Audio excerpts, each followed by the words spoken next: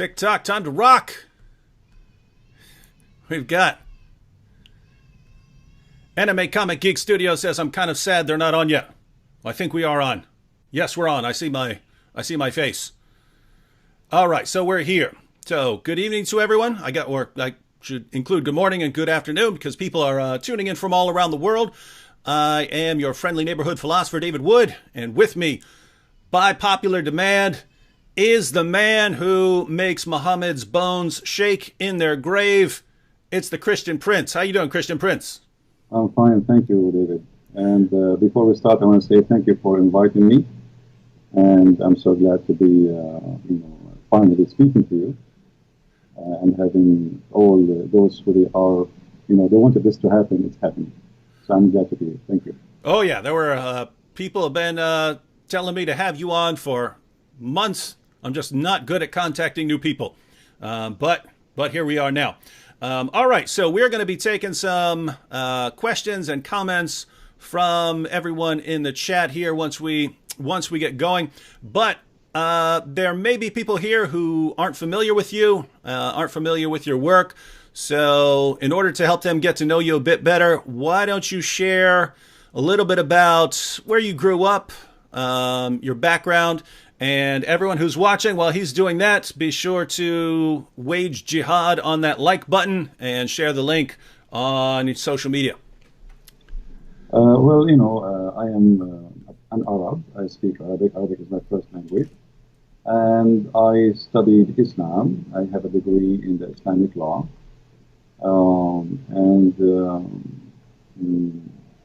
My study is not the reason really I know. The reason I know it's because I study hard, so I can answer the Muslims. And I don't know much. I mean, the rest about me is what people know, like I do. Mm-hmm. So you have a degree, you said, in Islamic law? Yes. Why on earth would a Christian want to get a degree in Islamic law? When I was very young, like always, you go to church, nobody want to talk about Islam. You speak to your friends, nobody want to talk about Islam. And the Muslims always, they challenge us, and there's nobody to answer them. So I decided to study so I can learn really what Islam is about. In the same time, I can take a stand for my belief. And that's what I did exactly, which is actually against the will of my family, mm-hmm. because they wanted me to study something useful, not something stupid, Mm-hmm. Because for them, they are Christians, and studying Islam is a waste of time. It's not worth it, and it is, it's not a good thing. And I agree with them, But always good things can happen from bad things. Mm-hmm. All right. Well, I wanted to ask you a couple questions about your approach. The kind of two issues here. I hear from Christians. I hear from Christians all the time. And guys, those who are asking to adjust the bass and stuff like that. No, there's not. We've started. I can adjust the volume. That's about all we can do here. So just got to live with it.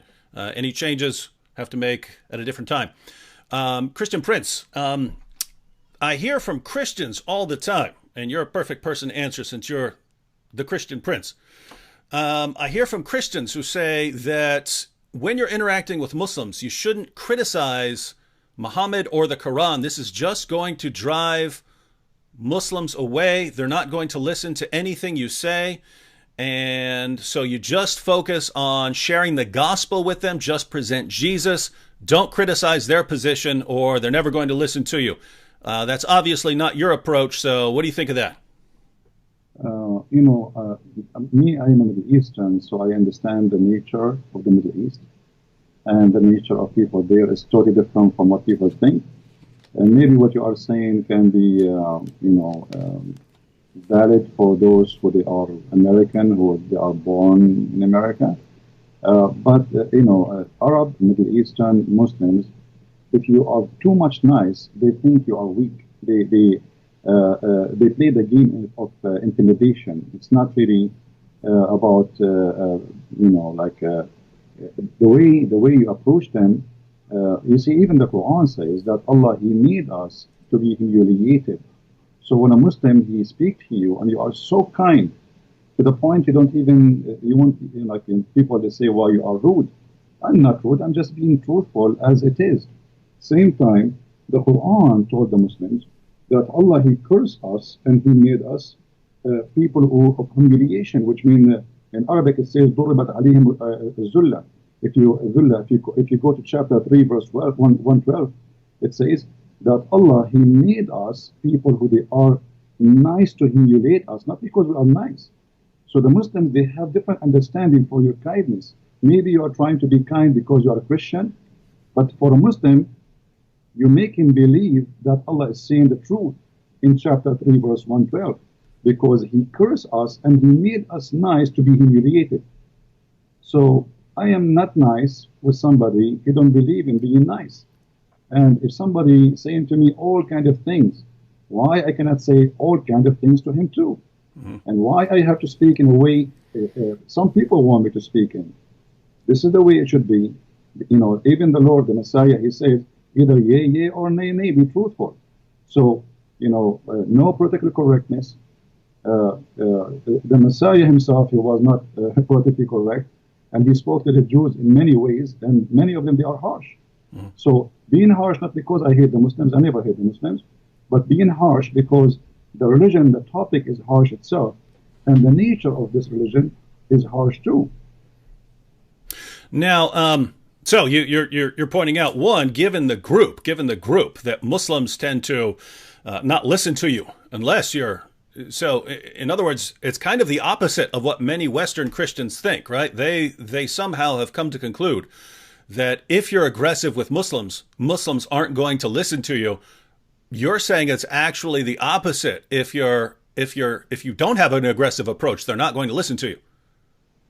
You see, in the Middle East, the one who shouts louder is the one who his voice is heard. So I know where I'm coming from. I know the culture. I know the nature.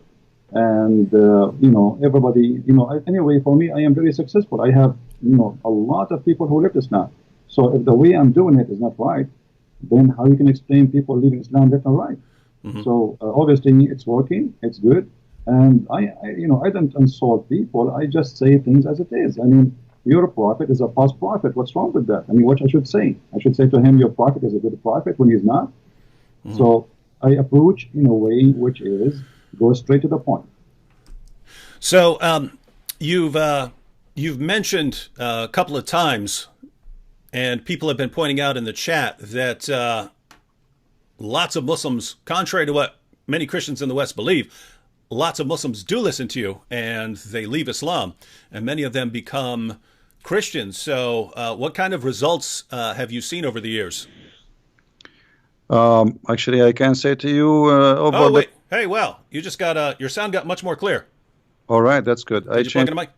I changed the microphone from my side, actually. Maybe this is what was a switch. Oh yeah, that's perfectly clear now, guys. Does that sound better? Yeah, there were people. Yeah, perfectly clear now. All right. All right. You see, I have in the last few months, I don't know how many. I cannot even count how many people left Islam. And you know, I don't change the way I talk. This is the way I talk. This is the way I mean, even when I speak to Christians, I mean, if somebody he says something I don't like, I speak. This is how I am. I am not someone else. This is how I am. And who like it, who don't like it, it's up to him. I mean, what I can do. I mean, you don't like it, don't listen to me. Yeah, and I have to say, it's especially when I think about people in the Middle East, right? Assyrians. The Copts in Egypt, the Christians in Pakistan. When I think what they have gone through historically due to Islam, if the biggest criticism you can say is, guys, you're being too harsh when you're criticizing this ideology that has been oppressing your people for centuries, that's kind of a as someone who lives in America, I just don't think it's my place to tell people who come from that sort of background how they should be talking about Islam. You see, David, you did just a few, maybe a month or 6 weeks ago, you debated a guy, his name is Mimi Hijab. And you saw how he was trying all his best just to humiliate and to insult, but not to debate. Yep. The reason, for him, you are too nice because you are not coming from the same background. For him, humiliation is a way of winning. It's not he wanna make fun, even though he is saying stupid things, even though he said the most stupid things ever, which is against Islam. I mean, he not only he lost the debate, he looked like an idiot in the village. So yet he think by making fun he is the winner. So this is a culture thing. This is a mentality. This is a mindset. If you don't understand them, you will not even able to go through their mind. They grow this way, and they think if you are kind, that's mean you are weak, and if you are very gentle and you are not rude, that's mean you don't you are afraid. This is how they see it. For me, I am from there. I know how to speak to them. Actually, this is why they don't want to get close to me. Yeah. Yeah, and it's interesting. For that debate, they made me agree ahead of time that I would be very nice and not be insulting at all, and be very friendly the entire time. And so it seems they understand as well that if you can get the Christian debater to be nice the entire time, and the Muslim to be insulting, yes, there are Westerners who will watch that and think, oh, this why is this guy being so insulting? But lots of Muslims, boy, they love it. Now, we're going to take some questions here in a minute. I had two questions just on the Arabic, since you're a native Arabic speaker. Not anything specific, but basically here's the idea. The main argument that the Quran gives for its divine inspiration is what I call the argument the argument from literary excellence, meaning that it's just so amazingly written that it has to come from God. But I read the Quran a lot, and I just think it's the most horrible book that I've ever read. I would literally rather read a phone book than read the Quran. I do read the Quran because, I have to interact with Muslims. But if I were just picking something that I want to read, I would actually pick a phone book before I would read the Quran. It's organized horribly. It jumps around from topic to topic. You can't make sense of anything it's saying. I mean, at least a phone book is organized.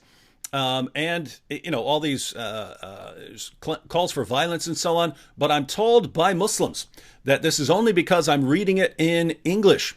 If I were to read it in Arabic, then I would see that it's clearly miraculous, the greatest book, so great that human beings couldn't have written it. So when you read the Quran in Arabic, how do you resist the power of the Quran to compel you to believe that it is the Word of God? The answer is from the Quran. If you go to chapter 8, verse number 31, the Arab, they were making fun of the Quran, saying this is the fairy tales of the elders. And if we wish, we can make even better than this. Everybody can go and read it. This is a book full of mistakes in Arabic, in a grammar, in a spelling, in a pronunciation. And, they fabricate tons of story. Here we go. We are the Arab Christian. Why we aren't amazed? I mean, if Muhammad, he was able to make people to convert to Islam by just hearing the Quran, so why did they not convert? Why Muhammad, he went in war? Here we go. They are Arab in his time, and they were making fun of the Quran. So if you go in the Quran, you will find the word fairy tale mentioned 9 times. The Arab, they say to Muhammad, this is fairy tale and this is stupid. And then Muhammad, he says, well, it's stupid. Can you make something like it? And this is a stupid challenge. I mean, I'm just saying to you, this is stupid. You say to me, can you make some stupid like mine? So Muhammad, he did not succeed in the Arabic. The Arabic is a stupid language, the way he used it. And he was, the Arabic in the Quran is a crook Arabic, is not correct Arabic. And if you want to talk about a book of wisdom, I don't know if you can open chapter 24, verse number 61 and read to the audience. And they will be astonished about how stupid this book is. I mean, this is a God who speak and he teach and he squeeze his head and he send an angel with a message from thousands and millions of miles away. Remember where Allah, God knows where Allah is. And now he come to us to say to us, you can eat alone and you can eat in your home and you can eat with your sister. And you can eat in the house of your mother. Anybody can read the verse, chapter 24, verse number 61. Want me to go ahead and read it for everyone? Go ahead. All right. So this is the greatest book ever written that can only be written by God, everyone. There is no blame on the blind man, nor is there blame on the lame, nor is there blame on the sick, nor on yourselves, that you eat from your houses, or your father's houses, or your mother's houses, or your brother's houses, or your sister's houses, or your paternal uncle's houses, or your paternal aunt's houses, or your maternal uncle's houses, or your maternal aunt's houses, or what you possess the keys of, or your friends' houses. It is no sin in you that you eat together or separately. So when you enter houses, greet your people with a salutation from Allah, blessed and goodly. Thus does Allah make clear to you the communications that you may understand. And I think everyone in the chat is ready to recite the Shahada if they haven't already, because that is so masterfully written. I mean, that's it. I mean, it's no sin on you, no sin. I mean, imagine he's saying no sin if you eat alone or if you eat with somebody else. I mean, this is madness, it's stupid. So he sent an angel of God, and he written in a book of wisdom to teach us to say, if you are blind, you can eat at home. Where the blind used to eat where before? I mean, in the time of Muhammad, there's no restaurants. Where do you want to eat? You are blind, you cannot walk, or you are sick, and even if you are not any of those, still you can eat at home. I mean, look at the news. So Muhammad, he came to us with something beyond intelligence. It's like super. And then he says to us, you can eat in the house of your mother. Finally, I want to call my mother and tell her, hey, Mom, I can eat in your house. She will say to me, idiot, you are eating in my house all your life. So what is this about? This is silly. This is stupid. So you said you brought up a couple points there, but basically what I hear from Muslims is, you know, if you just read the Quran in Arabic, you'll find out that it is the word of Allah, and true Arabic speakers will recognize that. You're pointing out that even according to the Quran, people of Muhammad's time, all of whom were Arabic speakers, they thought the Quran was a big joke. Well, all of them, and actually Muhammad, he don't even have a book. You see, if you go and read the book of the Quran, you know, if you go to the Bible, you know, you want to search where God, how he created things, you go to the book of Genesis. Mm-hmm.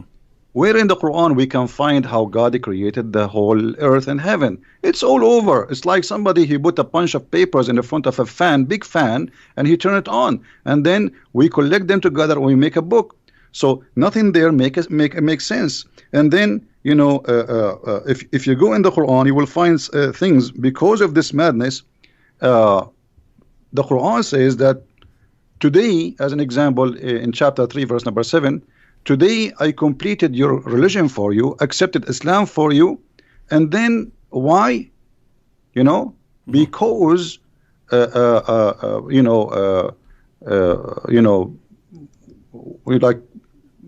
make you, you know, like not to eat pigs, not to eat pork. Mm-hmm. So when the Quran speak about religion, then we will find, you know, like, I mean, I don't know how to explain to you. I wish everybody can, you know, speak Arabic, because you will die laughing from the stupidity of this Arabic. Mm-hmm.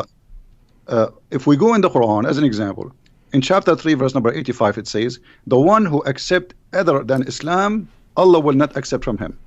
And then Allah, in the same chapter, he says to us that the Christians and the Jews and the Sabian, they will go to heaven. Then, but why you call them Christians and why you call them Sabian? And why you call them Jews if they are Muslims? This is stupid. If you go to chapter 5, verse number 3, it says that Allah, he forbid for you, etc., etc., etc., etc. And then he said, today I completed my favor upon you and choosing Islam as religion for you. But this is the chapter 5, verse number 3. It is in the beginning of the Quran. This verse can be accurate if this is at the last verse in the Quran. Like Jesus in the cross says it's complete. Here, it says complete in the beginning of the Quran. How we can solve this problem? This problem can be solved easy by saying, okay, the one who made the book, he took this verse, he put it here, but it should be at the end of the book. And yet the Muslims, they say to us that this is the book of Allah. If Muhammad said this verse in the beginning, that means all the chapter after chapter 5, verse number 3 are fabricated. Because he just said, I don't know if you can read it for us, David. Mm-hmm. Chapter 5, verse 3, if you can read it, so people, they can see. I mean, this is crazy. How he complete the religion for them, accepted Islam for them. I complete my favor upon you. Mm-hmm. Ready? Chapter 5, verse 3. Forbidden to you is that which dies of itself, and blood, and flesh of swine, and that on which any other name than that of Allah has been invoked, and the strangled, and that beaten to death, and that killed by a fall, and that killed by being smitten with the horn, and that which wild beasts have eaten, except what you slaughter, and what is sacrificed on stones set up for idols, and that you divide by the arrows, that is a transgression. This day have those who disbelieve despaired of your religion, so fear them not, and fear me. This day have I perfected for you your religion, and completed my favor on you, and chosen for you Islam as a religion. But whoever is compelled by hunger, not inclining willfully to sin, then surely Allah is forgiving, merciful. I'm sure there are here more people, even more people, ready to recite the Shahada after hearing that. So he completed his favor upon them by saying to them, you cannot eat pork. That's it. Islam is complete now. So all the chapters after, and here you notice, I don't know if you notice with me, David, that in the same verse at the end it says, after all what he forbid, if you are hungry, still you can eat all of those, which means you can eat pork. Even pork you can eat. But then we find this is a contradiction for chapter 2, verse number 65. Isn't it Allah who cursed the Jews and he made them pigs and monkeys because they broke the Sabbath? Why they broke the Sabbath? Because they are hungry. Because Allah, he made this fish only appear in the Sabbath. So those people, if they are hungry, they are not allowed. But if the Muslims are hungry, they can eat pork. Yeah, I've never actually made a video on that one. I might have to knock out a video on on that contradiction there. One more question, then we'll turn it over to chat here. Along the same lines, one of the other things that Muslims say, because one of the main arguments that they give, thanks to Ahmed Deedat and Zakir Naik, is the amazing scientific insights of the Quran, that Muhammad knew things that no one at the time could have known and that weren't discovered until centuries later, and scientists are still marveling at the amazing scientific accuracy of the Quran even today. I sit here and I read the Quran and it looks like a scientific catastrophe. It looked like if you were to invent the most ridiculous picture of the universe that you could possibly come up with, that's what Muhammad believed about the universe. If you could come up with the silliest theories about human reproduction that you could possibly come up with, that's what Muhammad believed about human reproduction. But what I hear from my Muslim friends is, in the Arabic, you find that everything is correct, that it's amazing and has all these scientific insights. Since you read the sources in Arabic, would you agree with the Muslims that their sources are filled with amazing scientific insights that prove that Islam is true? The Quran is the most stupid book ever I saw all my life, and I challenge any Muslim to prove me wrong. The God of Islam even don't remember which one he created first, the trees or the stars. Have you ever heard of a maker? He says something in one verse, he said the opposite in different verse. The Quran do not know even how the baby is created. He says that the baby, he was a sperm and then he became a congealed blood, which is funny because the sperm was a sperm and then it became a congealed blood. Muhammad, he explained, and he says that the sperm stay inside the mother for 50 days. Have you ever heard of a science like this? But the Muslims, the problem is when the Muslims, they try to make the Quran as a scientific book, they fabricate the translation, they change the meaning to make it fit with science. As an example, when the Quran says Allah, he made the sperm into a congealed blood, the Muslims, they say in many translation, you were a sperm and then you became a clot. But this is not true. It doesn't say that. It says the sperm became a clot.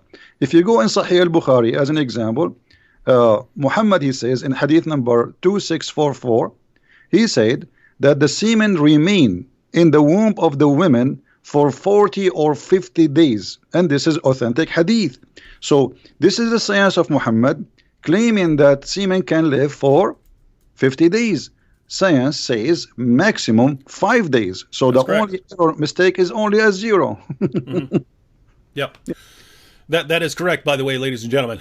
In other words, if you go to your biology class and you ask your biology teacher or professor how long can a sperm survive, you'll hear maximum 5 to 7 days. Not so, according to Muhammad. So if you're a Muslim, you could spend a lot of time. You could spend a lot of time correcting your teachers and professors.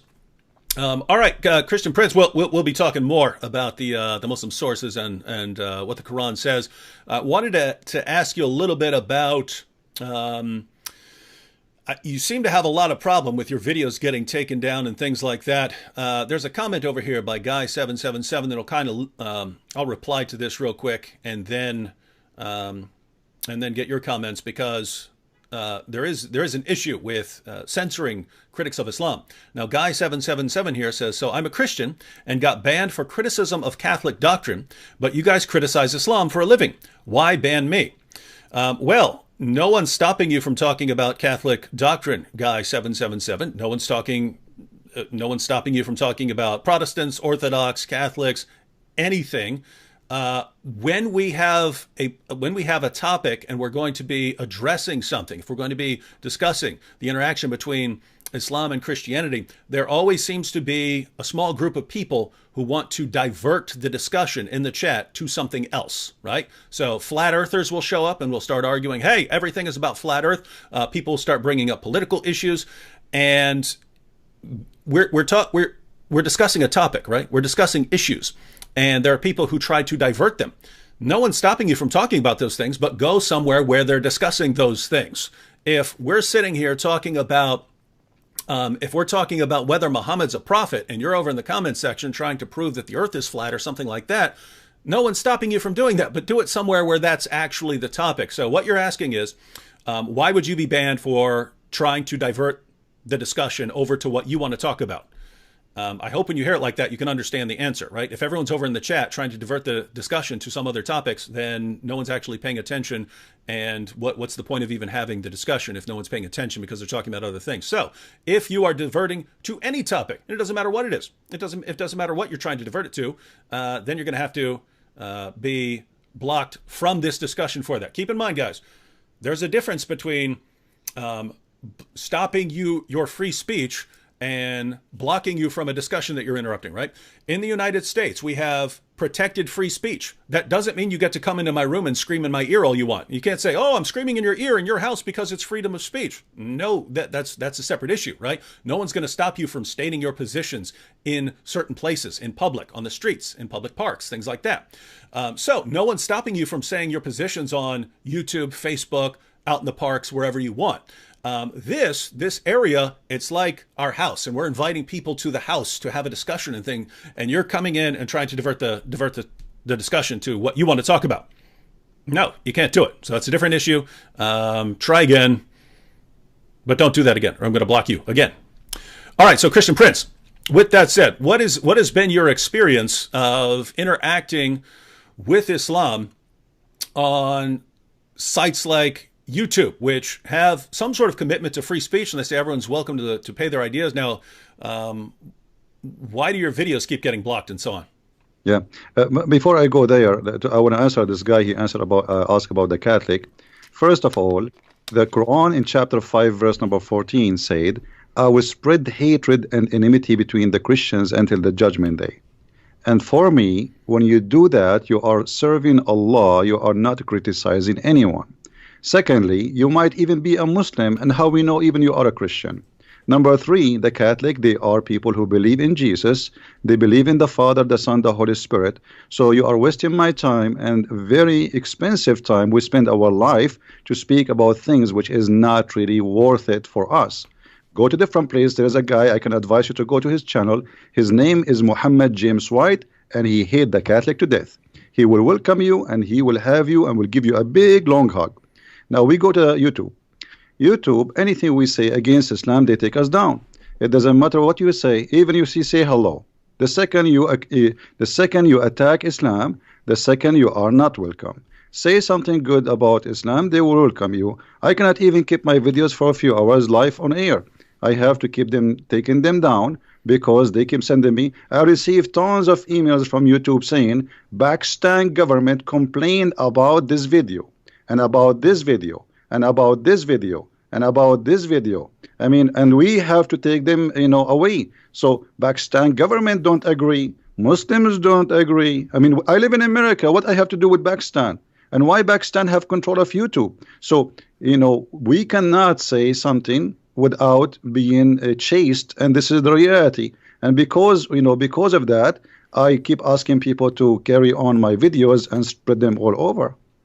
Mm-hmm. Yeah, and by the way, guys, I say the same thing, because there's really, every day when I wake up and I open my computer, I think, okay, I might open it up and it might say you've been banned from YouTube, just because of I get messages all the time from YouTube saying your video has been banned in Germany. This video has been banned in Pakistan. I get entire lists of videos that are blocked in Pakistan. So you just wonder when you're going to get up and a bunch of people false flagged a bunch of your videos again, and then you get banned from the platform. So it's a pretty rough position. By the way, the guy who just asked the question about Catholics, he said he thanked me for at least answering the question, and so hope that was. For the record, I like James White when James White is talking about the topics that James White is really awesome at. But there is a good point there. If you're interested in those kinds of discussions, James White's platforms deals with those, right? We just don't we're not dealing with that there. We're not dealing with the interactions of Catholicism and Protestantism and Orthodoxy. So we're going to continue here. We have here, I'm going to go through some of the questions over here. Someone says, can you please ask the Arabian prophet to explain the Egyptian saying Salli al-Nabi? Is that something you're familiar with? Yes, Salli al-Nabi, which means pray on the prophet, you know. And actually, this is something happened during the debate with Mimi Hijab, when he said to you, it's mean pray for, not pray to. Supposedly he fixed it, but the fact he make it blind. Allah wa malaikatahu yusalluna ala nabi. Allah and his angels, they are praying on the prophet. So salli ala nabi, it is a term which the Arab, they keep repeating based in the order of the Quran, where it says that every Muslim, every believer have to pray on the prophet. And even Allah himself, he prayed on the prophet and the angels, which means Muhammad became the center of the universe. Mm-hmm. So you're saying that this actually refers to prayer here. Absolutely, this is a prayer. I mean, like when you ask in your debate about the word salah, and they start making fun. I mean, show me one word in the Quran. It doesn't say salah mean pray. Only in that verse they play with the translation, and suddenly the word salah become blessing. However, even if we switch pray to blessing, that would be stupid, because if Allah blessed Muhammad, why he need the blessing of an angel? And what it mean that the angels, they will ask Allah for more blessing? That is silly. I mean, that's it. Allah, he blessed him. It's like saying to me, save me, and I saved you, and you say, ask the angels to ask me to save you. Like, I saved you. I am the God. So if Allah is God and already he blessed Muhammad, so what the point of asking all those people to ask for a blessing? This is stupid. I mean, this is why I say Islam is like not 10-inch deep in the mud. It is beyond the mud experience. I mean, this is the extreme stupidity. They try to cover up by making a lie, but the lie make it more stupid. Mm-hmm. And that is their problem. We actually, this is apparently an important issue for lots of the people in the chat. So we had another one. Ask Christian Prince if Allah prays for or to. Now, if I understand, it's actually praise on, so you would have to interpret it as praise for or something like that. But also asking what salah means. Now, how about the word yusaluna and things like that? The Muslims come here pretty much every chat and they start saying that's different from the word salah. It's completely different word that has a different meaning. Is that correct? No, absolutely. This is false. If you go to chapter 2, verse 1 to 5, it says, وَاتَّخَذُوا مِن مَقَامَ إِبْرَاهِيمَ مُصَلَّى. Musalla is the place to pray. This is not salah, this is a noun now. If you go to chapter 3, verse number 39, it says, فَنَتَتْهُ الْمَلَائِكَ وَهُوَ قَائِمٌ يُصَلِّي. So the angels, they called him when he is standing, yusalli. go to that translation, you will see it says he's praying. And so the Quran is full of the verses saying that the word salah, if you go to chapter 4 verse 102, it says وَإِذَا كُنْتَ فِيهُمْ فَأَقِمْتَ الصَّلَاةِ. So if you are between them and you start the prayer. So salah is not a verb. It is when we say salah, it's a noun. When we say yusalli, it's a verb, but it's the same. It's like saying you speak English better than me. You can find tons of examples. You know what I mean? Mm-hmm. So it's just a verb and a noun, but it's the same word. Yusalli and salah is the same. Salah is description of what you are doing. Yusalli is the description of the action you are doing now. Mm-hmm. You know? All right, now everyone. Before we're gonna continue here, but I just wanted to remind everyone, and I'll remind everyone probably 2 more times before we're done. The links to Christian Prince's various platforms, those links are in the description box. So you have a link to his YouTube channel if you're not subscribed, link to his Facebook page, and also if you want to support him, there's a link to his Patreon page there. So I speak from experience when I say that when we try to dedicate a good portion of our lives to responding to Islam, to making videos, to having these kinds of discussions and so on, it takes up a lot of time, especially when you have to do studying and stuff to prepare for topics and so on. So the donations do come in very, very handy. So, and don't think if you're on a platform like Patreon or something like this, the idea of a platform like that is, yes, even if you can only chip in $5, $6, $2, $10, whatever, the idea of crowdfunding is that if you have a bunch of people want to support what you're doing, and a bunch of people are all chipping in $5, $7, $10, that adds up very quickly. So the link to Christian Prince's Patreon is in the description box. If you can, go and sign up as a patron. Now, here's one I think I'll answer real quick, and then Christian Prince, you can add if you want to. Ahil here, we have a Muslim over here, and matter of fact, Ahil, if you have some questions for Christian Prince, we're happy to answer them. For some reason, he's talking about Koine Greek. He says Koine Greek is Pidgin Greek. LOL, LOL. Why did they not know how to speak proper Greek rather than classical Greek? LOL, LOL, broken Greek Bible. Now, this comment is so hilarious to anyone who is familiar with the Greek language. You ask, why didn't they know how to speak proper Greek rather than classical Greek? What are you talking about? Koine Greek is what people spoke. That was language. That was the language that they spoke. The classical Greek writers, they wrote in classical Greek, but if you're talking about the first century and the language that people spoke wherever you went, the language that had been spread thanks to Alexander the Great, Hellenizing much of the known world at that time, they spoke Koine Greek. So if you're writing your book, if you're writing the Bible, and you're writing it, what are you going to write in? Are you going to write in classical Greek, or are you going to write in what everyone speaks? That's Koine Greek. It's just a simpler form of Greek. So just so you know, hope that helps. Broken Greek Bible. David. What's up? This guy is talking about broken language. I mean, how he when Zakir Naik he speak, why he don't make fun of him when he speaks stupid Arabic and he do not know Arabic? Did that? And Zakir Naik, both of them don't speak Arabic. Bismillah, brother Tita. There is the example. I will quote for you a verse from the Quran. And then he's speaking Arabic, and only Allah knows what he is saying. I cannot understand the word.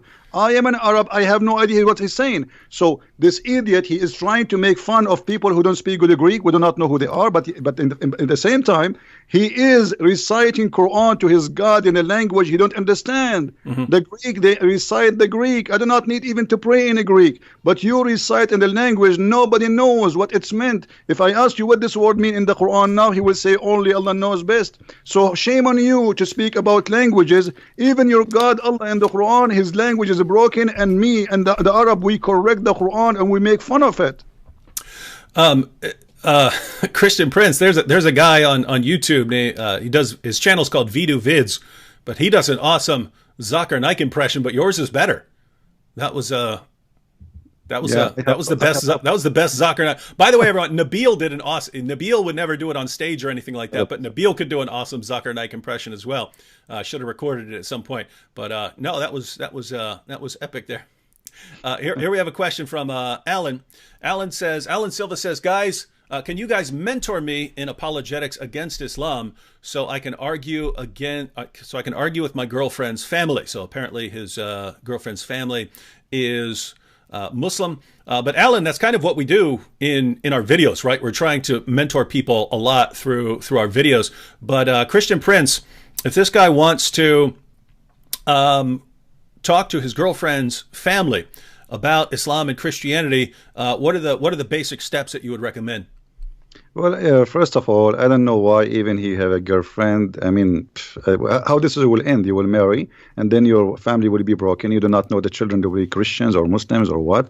So I don't think this is a good idea. Always you have to marry from someone share the same target, the same belief. Otherwise, it's going to be a broken family. Well, we don't actually know here. I mean, his girlfriend may be an ex-Muslim or something like that. He's asking about the family, or she may be Muslim. We don't know at this point. But if he wants to actually respond to her family using apologetics, what would you recommend? Well, he can, he can watch your videos. He can get my books. I have many books on Amazon. He can watch my videos. They are for free.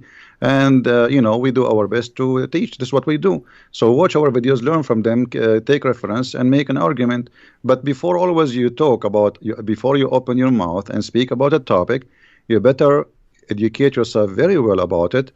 Not only just learn 2 letters and go and say, hey, I heard this, because that will be not really a good idea. You have to get you don't claim to be a chef if you know only how to make salad. You have to know how to make many dishes. So you need to educate yourself very well before you open your mouth about a topic. Mm-hmm.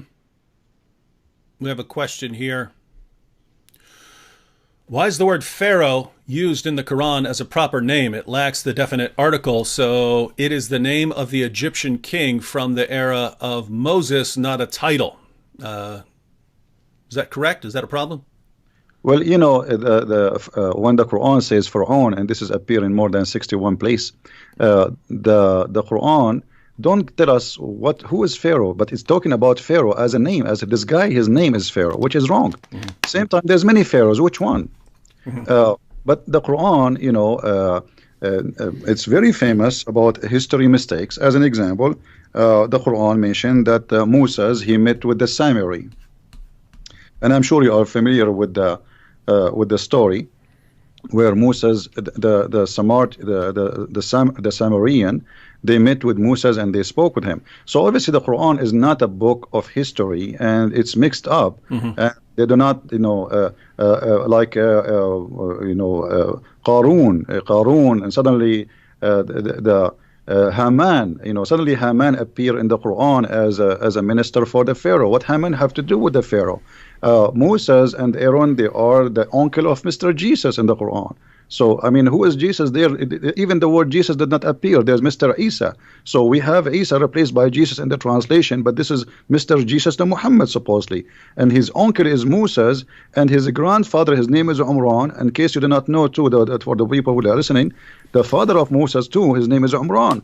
So the Quran is mixed up. There's nothing to do with history we can rely on, and this is why we laugh always about the history of the Quran. Even Muhammad, he could not even David, I want you to challenge all the Muslims who are listening. Who can show us Israel? The word Israel in the Quran repeated tons of time. Okay, I am reading the Quran, and the Quran is the book of God. I want to know who is Israel, where we can find in the whole Quran who is this guy who his name is Israel. We cannot. I challenge any Muslim.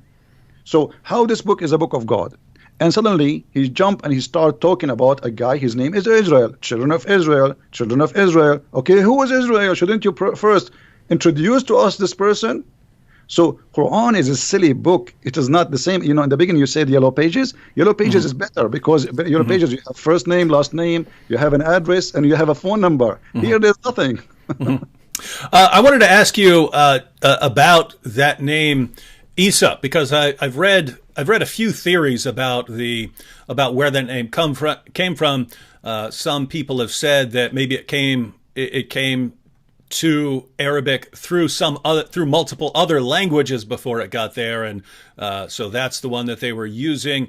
I've seen maybe it was a special usage because in the Quran Allah wanted to combine it as a parallel with Musa, so Musa and Isa. I've seen that perhaps the Jews were referring to Jesus as Isa, using the name Esau because they regarded that as an insult. So when the Jews of Arabia referred to Jesus, they would say Esau, and Muhammad just didn't know, so he picked up the term. Do you have any theories on why it's saying Isa rather than Yasu? You see, the Muslims themselves did not know really how the name came to existence, because we as an Arab and all the Arabian Christian history, we never heard of a person whose name is Isa. We call him in Arabic Yeshua. In the Hebrew is Yeshua. So we say in Arabic Yeshua al-Masih. You will not find a single Arabic Christian he used the word Isa. This is only a word created and came through Muhammad. It is possible that maybe the Jews, they were insulting, as you said, but really we cannot find where this is coming from. And remember, David, that Islam is disconnected religion, which means the Muslims today, they have nothing to do with Islam in the time of Muhammad. The first book written about Muhammad, it was hundreds of years after Muhammad. There's nothing about Muhammad. You know, the Quran itself, the one we are reading today, they're saying that this is according to recitation of Hafs. And Hafs, according to Muslims, he was a fraud. He was a thief. He steals books and he claimed that they are his own. So, and his father was the same. So Hafs, he learned the Quran from his stepfather Asim. Asim was a fraud, according to Muslims. Asim and Hafs, both of them, their hadith is rejected. So how you accept his Quran? So they don't have Quran. The Quran itself have no roots. So how we can find out where Isa is coming from? And at the same time, the Quran always come to us with strange names. Okay, who is Yahya? We do not know. Who is Salih? I mean, names, they are coming from the middle of nowhere. And Muhammad, he inserted them in the Quran. Zulqarnain, I'm sure you know about Zulqarnain. Okay, Zulqarnain in Arabic means the man with the two horns. Okay, have you ever heard of a guy, his name is the man with the two horns? Why, he's a cow? I mean, give us a name. What's his name? You don't tell me what he's wearing in his head. Have you ever heard, like now, you are wearing a headset, David, I will say the guy with the headset. And then a guy who come after 10,000 years, he will know, he will recognize David Wood because he was wearing a headset. This is stupid. So when you say the man with the two horns, shouldn't you tell us first what his name, where he was, which country, what language he speak? So this is a silly book, have no roots, and it's a collection of fairy tale stories. As we said, the Arab, they keep saying that to Muhammad. And Muhammad, he is just trying to make himself a prophet. And okay, they asked him, the Jews, they came to him, they said, okay, tell us about Zulqarnain. He started telling them, first of all, he did not answer right away. He waited until supposedly Jibril came, and he told them, okay, Jibril told me the story of Zulqarnain, and he started telling us a story about he found the sunset in murky water. So Islam is the Quran is not even a good for 6 years old low IQ child. He will laugh at it. And the things you're bringing up about, you know, the Quran not explaining who this person is, or not explaining who that person is, those are actually a pretty big problem for Islam, because Allah claims that this is the book that's explained in detail. It's fully explained. He's given us a book that's fully explained. And if you don't know from some other source or from your own historical knowledge what these things are talking about, you're going to be really confused, because it's not fully explained. It's not explained in detail. It's just, yeah. So anyway, rough book. All right, we have a question here, and this has come up previously. Sister Sunshine says, ask Christian Prince about the necrophilia question. So this has come up before, that we do have a story about Muhammad crawling down into a grave in a situation. I've never, if I'm being generous, then I would think that Muhammad just went and slept beside this woman. You're reading the sources, so tell us what this is about. You know, the story is saying that Muhammad, when this is about the woman, her name is Fatima bint Asad, and she is supposedly the mother of Ali. So when she died, Ali, he came to him and he was crying. And he was crying because simply his mother, she never believed in Muhammad. So Muhammad, he told Ali, don't worry, I'm going to do something. Muhammad, he went to the grave, and the women, she have nothing, because when the Arab before Islam, they have the same tradition. They make the person naked, and then they put them in the grave. They warp them with a sheet. There's no like a coffin. It's a sheet. They put them in the grave, and then Muhammad, he took his clothes and he lay down with her in the grave. And why? According to Muhammad, the Arab who was watching, they said to him, whenever you came with something nobody did before you, why you are doing that? He says, because I want to make the pressure of the grave lighter on her. Now, the story doesn't say that Muhammad did anything wrong, but Muhammad, he took off his clothes and he lay down with a dead woman she's wearing nothing. And the excuse is to light the pressure on her grave. But this is contradiction for the Quran, because the Quran says you pray for them or you don't pray for them, Allah will not forgive them. They are kuffar.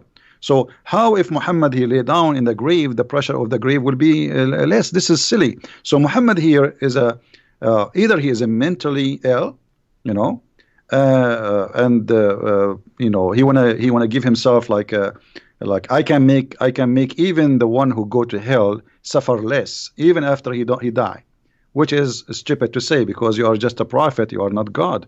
And the pressure of the grave, what does that mean? It's silly, stupid too. So I don't understand really why he did that, and I don't see it was really sexual as it was like something crazy and stupid, you know. I wasn't there to say it was sexual. I can say it is something from somebody he have a mental illness. Mm-hmm. Yeah, and it's so whether he had sex with her dead body or not, it's just weird. No matter what the situation is, it's just a weird thing. Yeah, the Arab, they said that to him right away. They said to him, "You did something nobody did before you. What is that?" You know. Mm-hmm. So he explained to them that he is you know, he is trying to make the pressure of the grave less, and this is false. Isn't it Muhammad who says that he asked Allah for forgiveness for his mother and Allah he reject? Mm-hmm. So if his mother, he could not, you know, bring mercy for her, how about the mother of somebody else? Mm-hmm. Yep. All right. Hope that answers the question, Sunshine. And CIN says, I have a question. Who's speaking in Surah 1933? So that's a famous verse of Jesus. So I guess they want you to talk about 1933. That's a famous verse because Jesus talks about the day he's raised to life. So I'll go ahead and read the verse, and then Christian Prince can comment on it. So this is Jesus speaking here. He says, "And peace on me on the day I was born, and on the day I die, and on the day I am raised to life." So why would that be an interesting verse? You know, because here he says that peace on me when the day I'm born and the day I die. And, you know, Muslims, they say that Jesus is still alive. Mm-hmm. So when that day of peace is going to be upon Jesus, according to Muhammad, he will come back and he will stay in earth in the judgment day for 40 days only, and then he will die. And what peace on me in the day I die mean? I mean, it doesn't make sense. I mean, death is death. If there's a peace, I mean, what does that mean? So Muhammad, he say things nobody understand, and this is why Muhammad in chapter 5 verse 101 said, "Ask no questions," because verse number 102 it says, "Why not?" Because if you do, you will leave Islam. Mm-hmm. So ask no questions.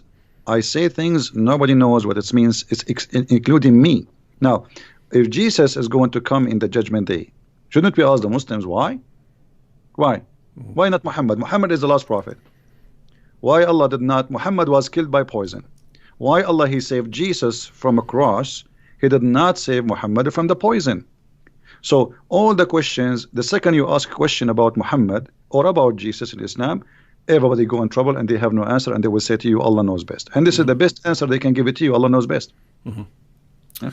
All right, we have a comment from a Muslim here who says the Quran talks about Christians with respect, and it does. I mean, you've got Allah saying that Christians are closest in love to the Muslims. So we've got the Quran talking about Christians with respect. What do you is that correct, Christian Prince? Well, the Quran insult the Christians all over, and he say we are mushrikeen, we are the worst of the creatures, we are worse than animals. Allah he hate us, chapter 5 verse 14, chapter 5 verse 51, Allah says take not Christians and Jews as a friends.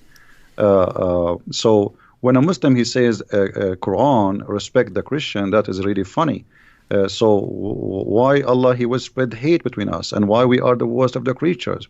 And when he say in the Quran, like the Christian and the Jews, they can only friends to each other, and the one who is a friend to the Christian and the Jews, as in chapter 5 verse 51, to the Christian or the Jews, he is unjust and he is a bad person. He is evil doer. So when a Muslim says Quran respect us, show us where. I want to see that. And the Muslim, what they do, they show you verses Muhammad he said in the beginning of his life, like in chapter 5 verse 69, Muhammad he says, inna alladhina amanu walladhina hadu was-sabi'una wan-nasara, etc. Those who believe and those who they are Jews and Sabi and Nasara, they will go to heaven. This is in the beginning. But later Muhammad he says in chapter 5 verse number 72, the same chapter, just a few verses after, kuffar, they are kuffar, those who say Allah he is the Messiah, the son of Mary. So he called us kuffar. In chapter 5 verse number 82, this is the verse he is quoting for us. This is a verse not saying that we are good. No, you see, look, Muhammad, we mentioned like the guy who asked about he want to talk about Christian sect. Muhammad he was trying to what they call it, divide and conquer. So chapter 5 verse 82, he was saying, oh, the Christians are close to us, the Jews are the enemy. So he was trying to say to the Christians, don't worry, I'm going to kill the Jews only. And later, after he finished with the Jews, he switched to the killing the Christians. The chapter of the Tawbah actually happened after he killed all the Jews, not before. He finished with the Jews and he finished with all the enemies, and suddenly he came with the Tawbah 9:29 says, fight those who don't believe in Allah. He meant specifically the Christians, and he decided to attack the Roman in Tabuk. Yeah, and so everyone, when you're looking at Quran verses and you think, oh, that sounds nice, so you have to kind of try and piece those together in order. When Muhammad starts out as a prophet, it was, according to him, it's, hey, I'm Muhammad and the Muslims are with the Jews and we're with the Christians. It's all of us monotheists together against the polytheists, the idolaters. And then he moves to Medina, the Jews reject him, and then, hey guys, it's me, the Muslims, and the Christians, and we're together against the Jews and the polytheists. They're the enemies here. And then by the end, as Christian Prince pointed out, it's fight everyone. It's Islam versus everyone. So my Muslim friends, that may work with your Christian friend down the street. If you're talking to Christian Prince, you're not gonna pull off the Quran talked about Christians with respect. It's just not gonna work here. So get a better position. David, yeah. What about to say to him, I want to say to you, you are kafir. Let us see what he will do. Let us say, I'm going to say to you, you are najis. Isn't it Muhammad? He says that the Christian, the Jews, all who don't believe in Allah are najis. Najis means filthy, dirty. So if I call you najis now, is that respect? I mean, they say silly stuff. Those things can work with those who do not know. Yep. Don't try those tricks with us. You have no idea you are talking to who. Yep. Here's a good one. Christian Prince. I would join this man as well in hearing your thoughts on this. He says, Christian Prince, do you think that Muhammad received a satanic revelation and believed his message, or do you think he simply saw prophethood as a way to gain power and knowingly created a fabrication? So was Muhammad sincere, but he was deceived by evil spirits, or did he know what he was doing? We can say both, but I believe strongly if you go to Sahih Muslim, you will see Aisha in hadith number 1464. She said, Inna rabbuka yusari'u ila hawaka ya Muhammad. I see that your Lord, your Allah, he just trying to satisfy your sexual needs. She's talking about his sexual. He make verses saying any woman she want to give herself to the prophet, so the prophet he can sleep with her. So even the household who live in the household of Muhammad, Aisha, his favorite child wife, she got him busted. I see that your Lord, he has hastened for your desire. What desire we're talking about? Sexual desire. So it's very clear that in the time of Muhammad, people didn't notice that this guy, he is God. He is the God. He is the one. God is just a puppet. He use him so he can control. So he have mental issue. I can tell from many issues. As an example, he have a low IQ. Once a guy, he came to his house and he is blind. He ordered the wives to cover themselves, and they said to him, "But isn't him blind?" So Muhammad, he got busted. So he said to them, "Well, are you blind too? But you are asking them to cover themselves." I mean, I mean, this is telling you that he have a low IQ. If you read the chapter of 18 in the Quran, there's no way anyone he have a little intelligence he will say and he will make such a chapter. The whole chapter is a joke. So Muhammad, he have a low IQ, but he can be fit for that time for those Bedouin who live in the desert. They are not educated, but he could not convince the educated Jews and Nasara in his time, and this is why they rejected him. Muhammad, he said, if I was able to convert 10 Jews only, the whole Jews will convert, which means he could not convert 10 Jews. You believe it? 10 Jews, he could not make them believe. All right, next question is from Jack Sparrow. He says, David, please ask Christian Prince, how does the Shahada sound before Muhammad? So there is a Shahada before Muhammad. So how does this sound? You know, first of all, the Shahada is something funny because, you know, the word Shahada in Arabic is witness. So how you can witness for something you did not see? And you will see that the Quran says that Allah himself, he says Shahada. So, Shahid Allahu alla ilaha illahu wal malaika, chapter 3, verse number 18. So, Allah himself, he says Shahada. Okay, Allah, he says Shahada to who? So, the Shahada, I believe it was Muhammad, he is trying to enforce himself on people to agree that he's a prophet, and he wants them to declare it, otherwise you die.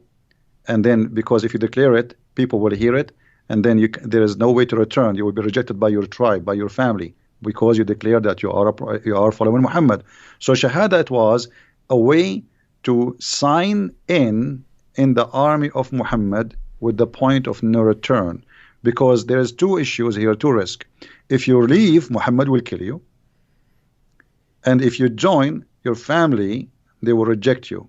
The Arab, the tribes, they will not like you no more because you join the gang of Muhammad.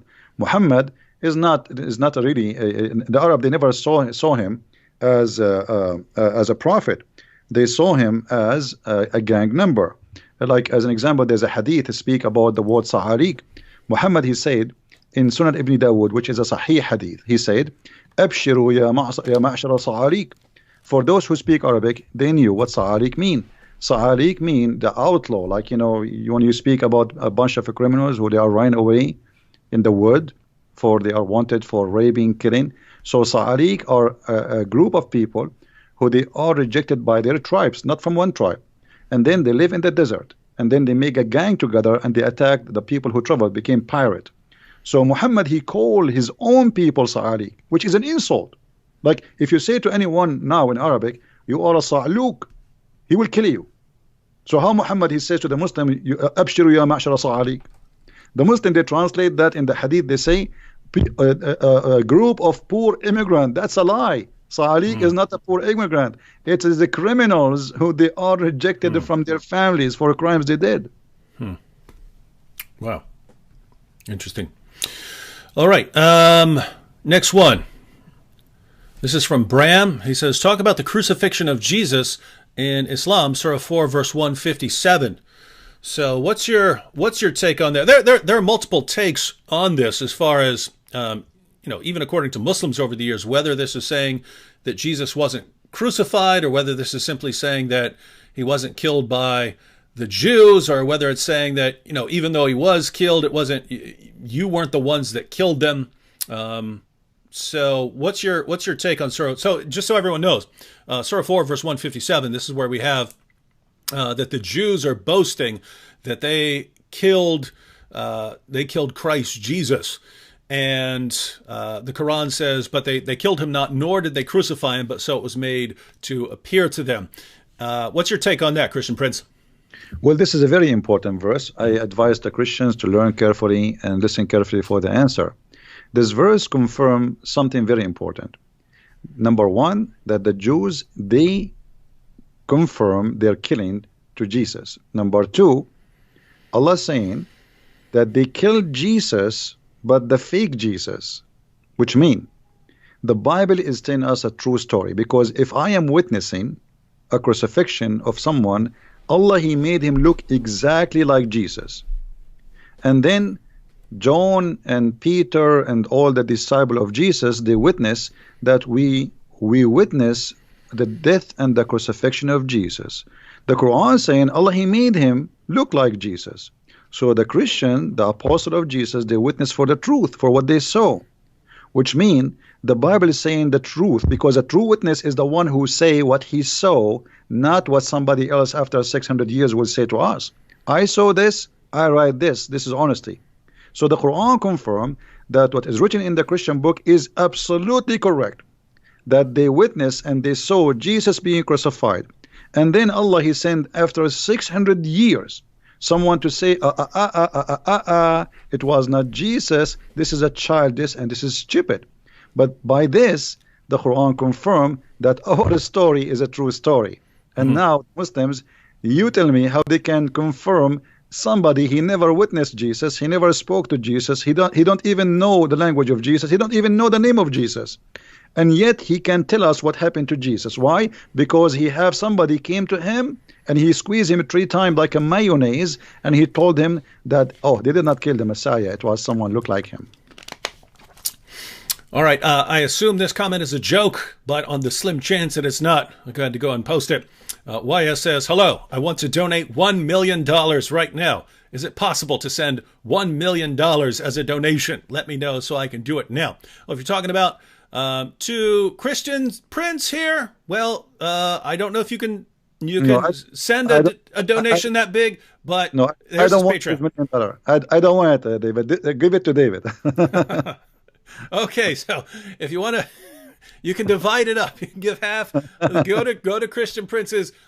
Just go to Christian Prince's Patreon page. The link is in the description box. You can give him whatever you want. You can find my info if you want. Back to this comment from a Muslim. He says, "I have no problem with Christians as a Muslim." Well, my take would be that that's great that you don't have a problem with Christians as a Muslim. But my understanding is that Allah has a problem with us, and Muhammad had a problem with us. And because Allah and Muhammad had a problem with us, and the rightly guided caliphs had a problem with us, and 14 centuries worth of Muslim scholars have had a problem with us, that there's still a problem with us. So, Christian Prince, how would you respond to a Muslim who says he has no problem with us? How he say, I'm a Muslim and I have no problem with the Christians? That means you are a hypocrite. Because if you are a Muslim, you believe in the book of Allah, and the book of Allah says in chapter 5, verse 51, take not Christians and Jews as a friends. Even the Quran in chapter 9, verse 23 says you cannot even take your father and your brother from your blood as a friend.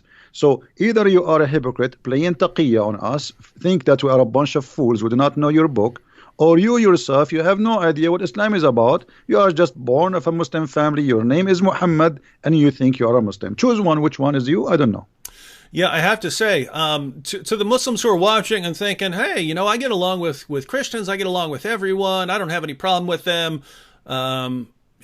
Look, it's great that most Muslims live better lives than their religion commands them to live. And it's great that most Muslims live better lives than their prophet lived. But we're not talking about nice Muslims who just don't follow Muhammad's teachings. We're talking about what the Muslim sources say. So even though you have no problem with us, again, your God definitely has a problem with us, and your prophet definitely had a problem with us, and that's why followers of your God and your prophet have been killing Christians and lots of other people for a very long time. Wait a minute. Wait, now the same guy, Christian Prince, I scrolled down to his next comment to see what he was going to say. But it's the same guy said he has no problem with Christians. And he says, but I just asked Christians not to call Jesus God. So he's saying he has no problem with us. Just don't call Jesus God. And what if we call Jesus God, what will happen? What next? What he would do? Yeah. What's the plan there? He would do jihad? Yeah. Oh, actually, I should have put a link, and I will after this show. First and last here said, Christian Prince has books available on Amazon. Be sure to check them out as they are filled with invaluable information. I'll add those to the description box after the show. So if you're watching this in a replay afterwards, the links will be there. But Christian Prince, why don't you tell us about the books that you've written? Well, my books is actually, the Muslims, they say to me, well, if you are a person who know a lot, how come we never heard of a book you have? So I said, okay, I'm going to give you books. So I start writing books. So it was the Muslims who gave me the idea, and they are the Muslims who invited me to do so. My books is like a box of a lot of information. There's no, it's not just a book. Those who have my books, they knew. I just released a 2-volume, Sex and Allah, and the whole 2 books is about sexuality in Islam, and for the Arab, before Islam and after Islam. So my book simply is a collection of information, hard to reach for those who don't speak Arabic, and even for those who speak Arabic, because I never saw, actually, even those who speak Arabic is the last one to know too, because not everybody speak Arabic. He read and he study and he research. So my books is an easy access with a translation for a lot of information people never heard of, from those who speak Arabic and those who never know Arabic. So, and you can ask people who have my books what they think about it. For sure, the Muslims don't like my books. They hate it. And they give it a bad review without buying it, which is very normal. Now, aren't you simply telling them what's in the Muslim sources? Why wouldn't they be super happy over that? You see, I do my videos. I show the reference in the screen. I read the screen for them. Everybody see it, and yet still they call me liar. So Muslim, when he sees something very, very, let us say upsetting, something show something really crazy about their religion, the only thing they can do, either they leave Islam or they go in denial and they say liar, liar, liar. So I hear always liar. I heard it from many people, and many of them, by the way, they accepted the Christ and they left Islam. But in the beginning they say liar because it's shocking. It is really disgusting. What are you talking about? This is my prophet, the prophet I love. I heard good news about him. David, you do not live in the Middle East. If you go in the Middle East, you go to the bedroom, you hear the Quran, because they play it in the speakers, in the loudspeakers. You go to the bathroom, even in the bathroom, you hear the Quran. You open your TV, everybody speaking about the amazing, the most Prophet Muhammad. You open your radio, it's the same. You go in the bus, it's the same. You drive your car, it's the same. You go to the school, it's the same. So wherever you go, there's one guy. You see, a certain time the American movies have only Sylvester Stallone. So Muhammad is the only Sylvester Stallone for the last 14 centuries. So how dare you to say something we never heard of? So they got shocked, they got so upset, but slowly they understand that this guy is not lying. It's true. He's showing us. It's in the front of us. They will accept. Yeah. Sooner or later. Yeah, and sometimes it could take a while. I'll post just a simple video where I put the Muslim sources up on the screen about Muhammad ordering his followers to kill lizards or ordering his followers to kill dogs or something like that. And a Muslim will immediately comment and say, "No, we're not allowed to kill animals at all in Islam." And it's like, I just put the sources on the screen in English and Arabic, and you're saying it's not true. This is your prophet talking, kill lizards, and you're saying he doesn't allow you to kill anything. He commanded you not to kill anything. And then if you point out, look, it's right there. I have Muslims tell me all the time that I'm printing up my own volumes of hadiths. I'm making stuff up. I make stuff up, and then I print up. I don't know what kind of time they think I have on my hands, but I print up my own fake editions of hadiths so that I can point to them and say that this is what Muhammad said. And it's just amazing that, a Muslim will hear something from his mom when he's growing up. And then when you show him that his prophet said the exact opposite, he'll stick with what his mom said and accuse you of making it up, even though it's not hard to go on a Muslim website and look up these sources. Interesting stuff. All right. Someone asked, what's the Islamic concept of an apostle? What is an Islamic apostle? If Muhammad's an apostle, is Isa, Jesus, an Islamic apostle as well? I don't know what they mean by apostle. Are you talking about like a messenger? Yeah, he's talking some Quran translations will translate it as apostle, and others will translate it as messenger. Yeah, well, there's no, like, apostle should not really appear as a translation. It should come out as either as a Nabi, which means a prophet, or a messenger. Because Muslims, they make a differentiation between a prophet and a messenger, which is very silly too. Because how you can be a messenger but not a prophet? The second you deliver a message from God, that is a prophecy from God. And God Himself is the first prophet, because the true prophet is God. He is the one who prophesies about the future, and the rest, they carry the prophecy. So Muslims, they have a very funny understanding that there's a messenger and there's a prophet, and Muhammad is both of them. He's a messenger and he is a prophet in the same time.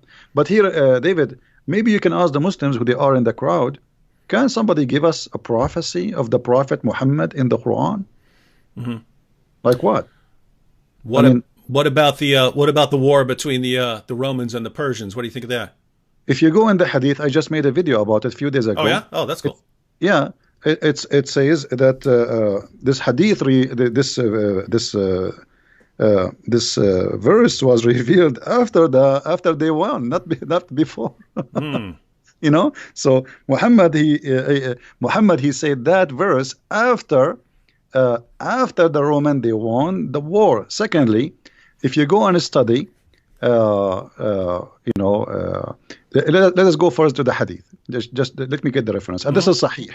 This is Sahih. Okay, let me give you the link. David, maybe you can read it there. Is that okay? I'll give it to you in Skype. Maybe you can open it, and you can read it better than me. So you can have the reference, or for people who can read it. It says clearly there that when the Roman they became victorious, this verse came. Oh, I got it. All right. So, yep, this is Sahih, Jami' at-Tirmidhi. Abu Sa'id narrated, on the day of Badr, the Romans had a victory over the Persians. So the believers were pleased with that. Then the following was revealed. The Romans have been defeated, up to his saying, the believers will rejoice with the help of Allah. He said, so the believers were happy with the victory of the Romans over the Persians. So how this can be a prophecy? The verse came after they won the war. How this can be a prophecy? This is stupid. I mean, right? That's what it says. So they won, the Roman they won, and Muhammad, he said the Roman they were victorious. So what is the prophecy? Same time, even if this hadith does not exist, we get them busted, because Muhammad, he used in Arabic the word bada, and the word bada is between 3 to 9, and the final victory, the Roman they lost Jerusalem in 614, and the final victory it was 28 and 29. So Muhammad is still, he got busted either way, either if it is he say that before they won, or if he say that after they won. But imagine after Trump he won, I say, let me give you a prophecy. He won, and the Republican will rejoice. That's funny. He won already. He won a year ago, in the year 2016. So the hadith in front of you is very clear. Same time, there is a question, and no Muslims can answer, why the Muslims will rejoice for the Roman victory. Isn't it the Roman are kuffar?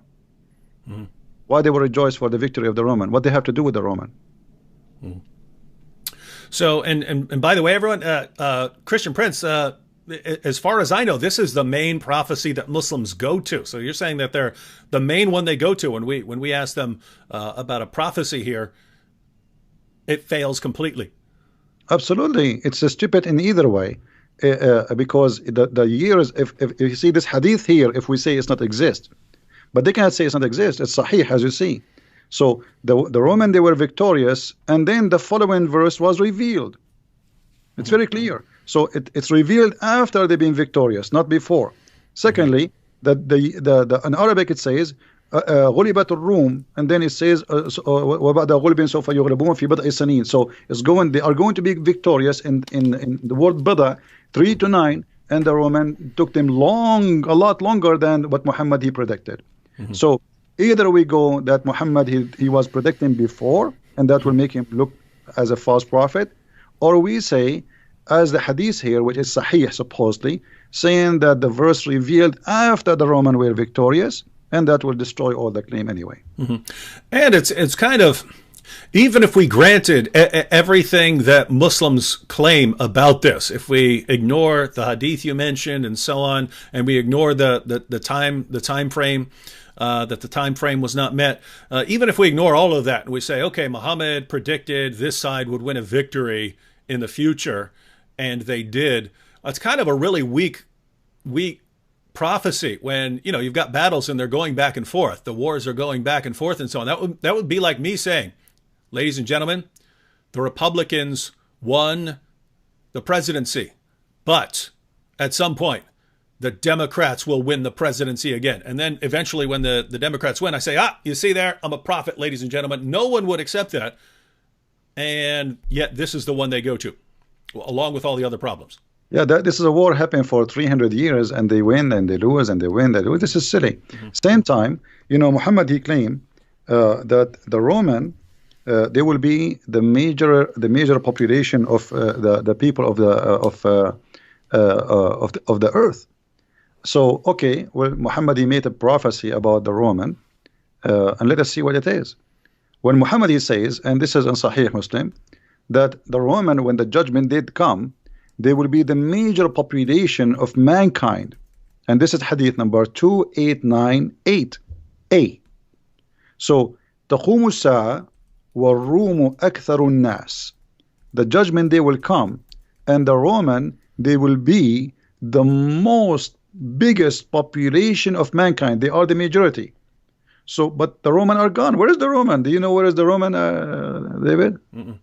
Where is the Roman now? Here we go. This is a false prophecy. If one prophecy made by a prophet who claimed to be prophet, that's it. He's a false prophet. You know.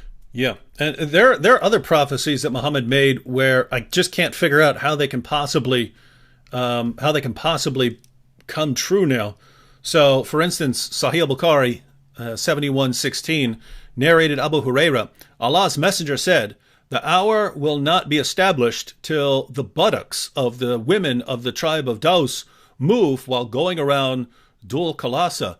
But that place was destroyed by Muslims a long time ago, so it's never going to happen. The people of the women of that tribe are not going to be marching around this place anymore. And you have passages like that where it doesn't look like they could ever come true unless this tribe makes a comeback and then, you know, goes back to its practices and starts walking and rebuilds this place that Muhammad's followers destroyed. Then you got others which, I mean, if Muslims really, really take their prophet's words seriously, they should be going and trying to confirm them. So let me give an example. Sahih al-Bukhari 71:19 narrated Abu Huraira, Allah's messenger said, "Soon the river Euphrates will disclose the treasure of the mountain of gold. So whoever will be present at that time should not take anything of it." So according to Muhammad, there's a mountain of gold below the Euphrates, a giant mountain. So if Muslims think this guy's a real prophet, they should really they should take some metal detectors out and be at the Euphrates and find this giant mountain of gold. They'd be rich forever. Well, as long as you mentioned the Euphrates, do you know where the Euphrates is coming from, according to Muhammad? Where's that? It's coming from heaven. When Muhammad, he went to the seventh heaven, he found that the roots of the rivers, Sihan and Jihan, and Euphrates and the Nile, those are 4 rivers are known. All of them, they are coming from the Jannah. And this is Sahih. This is not, you know, this is like, you can go even to Sahih al-Bukhari, let us see, 56110. So just type the word Euphrates in Sunnah.com, you know, and you will see the reference. So there is 4 rivers, 2 of them appear and 2 of them underneath.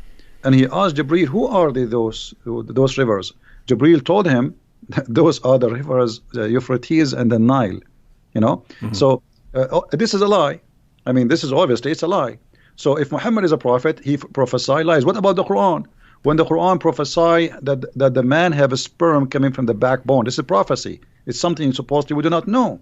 And this is the Quran. They cannot say it's a weak Quran. So, you know, chapter 86, verse number 6 and 7, it says, من بين الصلب والترائب, from the backbone and the ribs of the women. Not only the ribs, the location of the necklace, the word of taraib is the location where the women have, like, if a woman, she put her like if she is wearing a cross and it's kind of short, is going to around tight her neck, and that location where the cross will set is exactly what we are talking about. You know what I mean? Like the touch between the ribs and your neck, you know, the hole there. This is exactly where Muhammad, he claimed that women, they have a sperm and it's coming from there, and the man have a sperm and coming from the backbone. What about the chapter of the moon, where he said that the judgment day is near and the moon is split? The moon did not split, it was the eclipse, and we can show the reference from the hadith. He was afraid each time he see eclipse, he think it's a doomsday, and same time he said the moon is split and judgment day is near. So moon splitting is a sign of judgment day, but that was 1400 years ago. This is a false prophecy. We can go you know, over and over. All the Quran is full of crazy stuff. One lie will make you be called a liar. So how about having hundreds of them all over the book?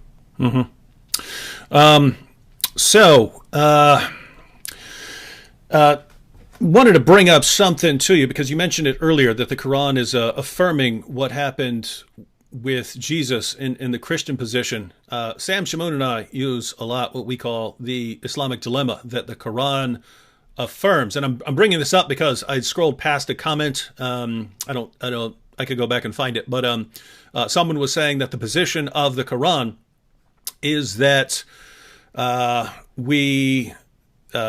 it's the verse from Surah 2 where it says that it's talking about the Jews, and it says, woe to those who write the book with their own hand and so on.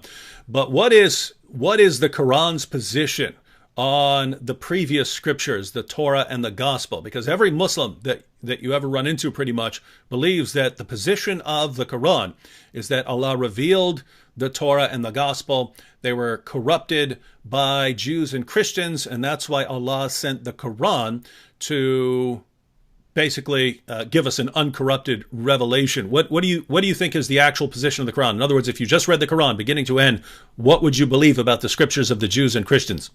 Okay, if we go in the Quran, David, how many times we hear the Quran keep saying the people of the book? A bunch. A lot, right? Okay. So let me ask you, and you know, I there is something I notice about you, that you are very really, I can say you are sharp. You know, you are smart. Can you call me an Arab? Yep. When I'm not? No. You cannot. So can you call me an Indian if I am not? No. So when you call me the people of the book, it's mean they have a book. So how they are called people of the book in the time of Muhammad, and we are called people of the book today, yet we don't have a book according to the Muslims. This is how silly this religion is. It's like saying to you the guy with the car, but he don't have a car. It's like saying to you the guy who have hair, but he don't have a hair. So this is how silly. Same time, the Quran full of verses speaking about the Quran confirming what is with us. And you mentioned, you know, confirming what is with them.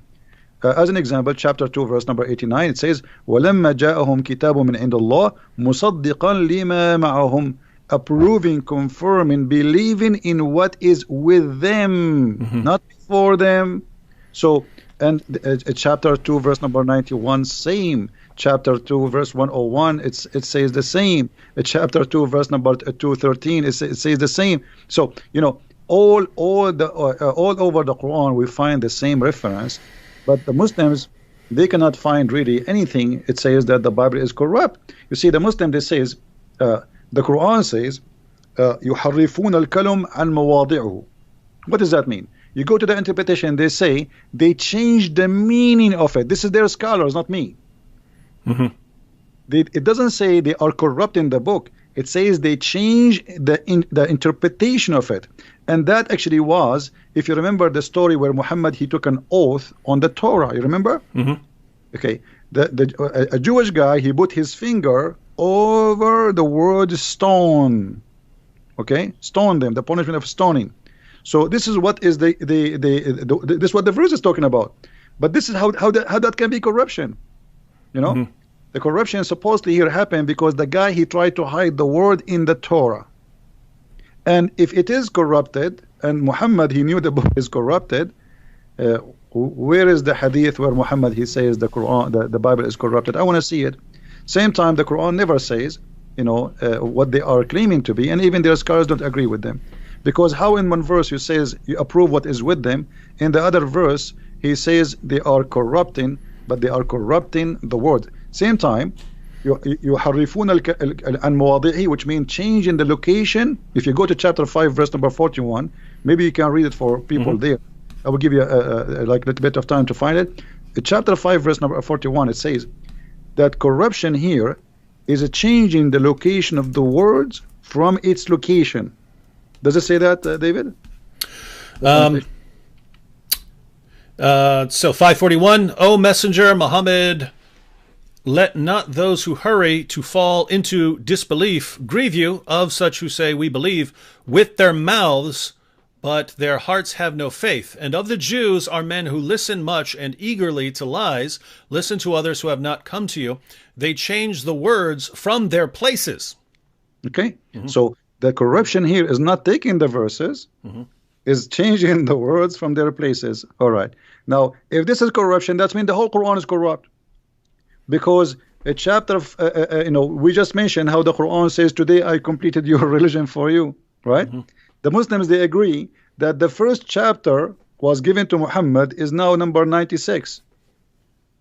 So if it changing the words from its place will make corruption, that means the Quran is the first one to be called corrupt book, because the whole Quran is messed up. This is not how Muhammad received the Quran, even according to Muslims. So here, there's nowhere it says that they took the verses out of the Bible. Always it says, يُحَرِّفُونَ الْكَلُمْ مِنْ بَعْدِ مَوَاضِعِهِ. Some of it, but if you go to the interpretation, it says that they change the meaning. They do not really take it, not literally, they change it from its... and this is the story about the Jewish guy who put his hand over the verse where it says stoning to death. Yeah, and just so everyone read that entire passage, everyone. We just went to Surah 5, verse 41, but the entire passage that follows, especially verses 43 and 47, and then 48, they basically give an outline of the true position of the Quran. So when the Jews come up to Muhammad to settle a dispute, Allah gives the response in verse 43 that they don't need you, Muhammad. They don't need you, Muhammad, because they've got the Torah. And if they don't judge by the Torah, then they're in trouble. So the position... Now notice that would make no sense if the Torah has been corrupted. Then they would need Muhammad to correct them. But instead, it's, hey, Muhammad, they don't need you. They've got the Torah. Then in verse 47, Christians are supposed to judge by the gospel. And then verse 48, and Muslims judge by the Quran. So the position of the Quran is that each group has its book that it's supposed to judge by. Unfortunately for Islam, Muslims eventually went to the Torah and the gospel and realized they don't line up with Muhammad. That should have been the clear proof that you need that you're dealing with a false prophet. Instead, you just said, oh, I guess they corrupted it, contrary to everything that Allah has said in the Quran. And David, what about verse number 68, chapter 5, verse number 68? Oh, yeah, awesome.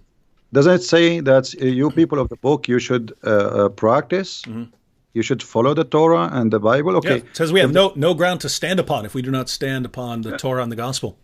So how we don't have a book and we the Quran saying to us we have to follow that book? That's really stupid. I mean, give us the book. Yeah, guys. So going back to what Christian Prince was saying earlier, that the Quran repeatedly calls us the people of the book, calls Jews and Christians the people of the book, right? So it's talking about a book that we have. According to what Muslims are saying today, our book was already corrupted. Well, that would have to mean when Allah is calling us the people of the book, then it must be doing so in an insulting fashion, according to what Muslims are telling us, right? When it calls us the people of the book, it would be calling us people of the corrupt book, right? People of the distorted book or something like that. But that's not what the Quran says. And so going through the other passages that Christian Prince brought up, the Quran is affirming the book that we have. And so, guys, you just have a problem here. And you need to recognize every Muslim wants to believe that the Torah and the gospel have been corrupted because they know that the Torah and the gospel do not line up with Islam. So they have to say it's been corrupted. But as soon as you say it's been corrupted, you're telling us that you know more than your God, because your God didn't know and your prophet didn't know. So you are greater in knowledge than your God. And so maybe you guys should be worshiping yourselves since you know more than your God. David, why the Muslims don't tell us why Allah he wrote the whole Torah to Moses in his hand? The Muslims don't believe in the Ten Commandments alone. They believe that Allah he wrote the whole Torah in his hand on tablet. Okay, what was the purpose if he will not protect the Torah at least? I mean, why? How many load of trucks Moses he need to carry the whole Torah? Imagine the whole Torah written in rocks. So Allah wrote it by his hand, and then that Allah, that's it. Everything is gone. So the Muslims, they have tons of stories. The whole story is that okay, we cannot find Muhammad in your books, so we don't accept your book. As simple as that. If we put Muhammad there, if you add now, if you print a new Bible, fabricate a new Bible and make Muhammad there, they will, Muslims, all of them, they will accept it. Like as an example, there is a very famous book. The Muslims, the Gospel of Barnabas. Right. Yeah. Okay. But this book is stupid. I mean, yeah. It's a 13th to 15th century forgery that was written in Italian. I mean, it's written. Not only that, this book is saying that Muhammad himself is Jesus himself. Muhammad himself is the Messiah. So the Muslims, they speak big mouth about it, but then nobody read it. But just because the name of Muhammad is there, supposedly they like it and they promote it and they made article about it. But none of them will accept it because they are hypocrite. If you accept the book, okay, I challenge you to publish it and accept it as this is the true Bible for the Muslims. But they will not do that, because they knew it's a fabrication. And this is the sign of the hypocrisy when somebody says to you, I like to eat shish kebab, but I will never order it. He will never order it, but he like to eat it. So how come you like this book, but you will never order it to be your book in the library to teach your children? Because he's a hypocrite. Yep. All right, so we've got about we want to cut off by 10 o'clock, so we got about 20 minutes left. Here's a good question from the apostate prophet. You know the apostate prophet, Christian Prince? Yes. The apostate prophet says, could it be, so he's going back to the crucifixion of Jesus. Actually, he probably posted it back when I'm way behind on comments. I'm only like halfway scrolled through the comments. But he said, so this is probably when we were talking about the crucifixion earlier. He said, could it be that Islam's assertion that Jesus didn't die is a poor appeasement of local Christian heretics that believed in something similar, e.g., only his body died? Greetings and respect to you both. So just so everyone knows, there were certain heretical Christian groups who had different beliefs about Jesus, that he didn't really have a body, things like that. So do you think this could be Muhammad being influenced by or trying to appease some local heretical Christians in Surah 4, verse 157? Yeah, there is some books is rejected where he's speaking that the Messiah, for he is a son of God, there is no way the Father will let him be tortured. So it most likely this one was on the cross. God, he made the body of a person who looked like Jesus, but this is not Jesus. And obviously Muhammad, he carry on with that fallacy. So it's possible, but we cannot really confirm 100%. But there is people who they believe that Jesus, because he's son of God, well, there's no way that God, his father, they will let him be tortured. And actually, once a Muslim, an Egyptian Muslim, he said to me, well, you know what? If Jesus is the son of God, then his father will save him. I said, okay, well, if this is your logic, that's good. Because that means Jesus son of God in Islam. He said, how? He said, you just told me if Jesus is son of God, his father would save him. He said, yeah. I said, okay, didn't Allah save him in Islam? So, yeah, Muhammad, obviously, he have nothing of his own pocket, nothing about Christianity, nothing about Judaism. He is a person who copy, but he have a bad ears, to the point even he cannot pronounce names correctly. So Amran became Umran. All the names, he got them wrong. So Muhammad, he cannot be a person who is making things as much he is copying, especially when it's come to Christianity and Judaism. And even the stories of, like, as an example, the chapter in 18 is speaking about the 7 sleepers. But this is a story written hundreds of years before Muhammad, and it's a fictional story. Yep. So how Muhammad put it in the Quran? because simply he's trying to bring stories which is interesting to his book to make himself a prophet who knows. And if you read the chapter, you will die laughing. You know, the verses says, some they say they are 4 and their dog is number 5. Some they say they are 5 and their dog is number 6. Some they say they are, etc. I mean, this is silly. This is not God talking. Just tell us the number and that's it. Still, until now, we do not know what the number. So Muhammad is a person, he was under pressure. People, they ask him, they challenge him, especially the Jews, because this is why he hated them. You know, when the Jews they came to him and they said to him, tell us about Zulqarnain. It was a trap. They are not coming to ask him, they are making fun of him. And Muhammad, he get the bait. He was a fool.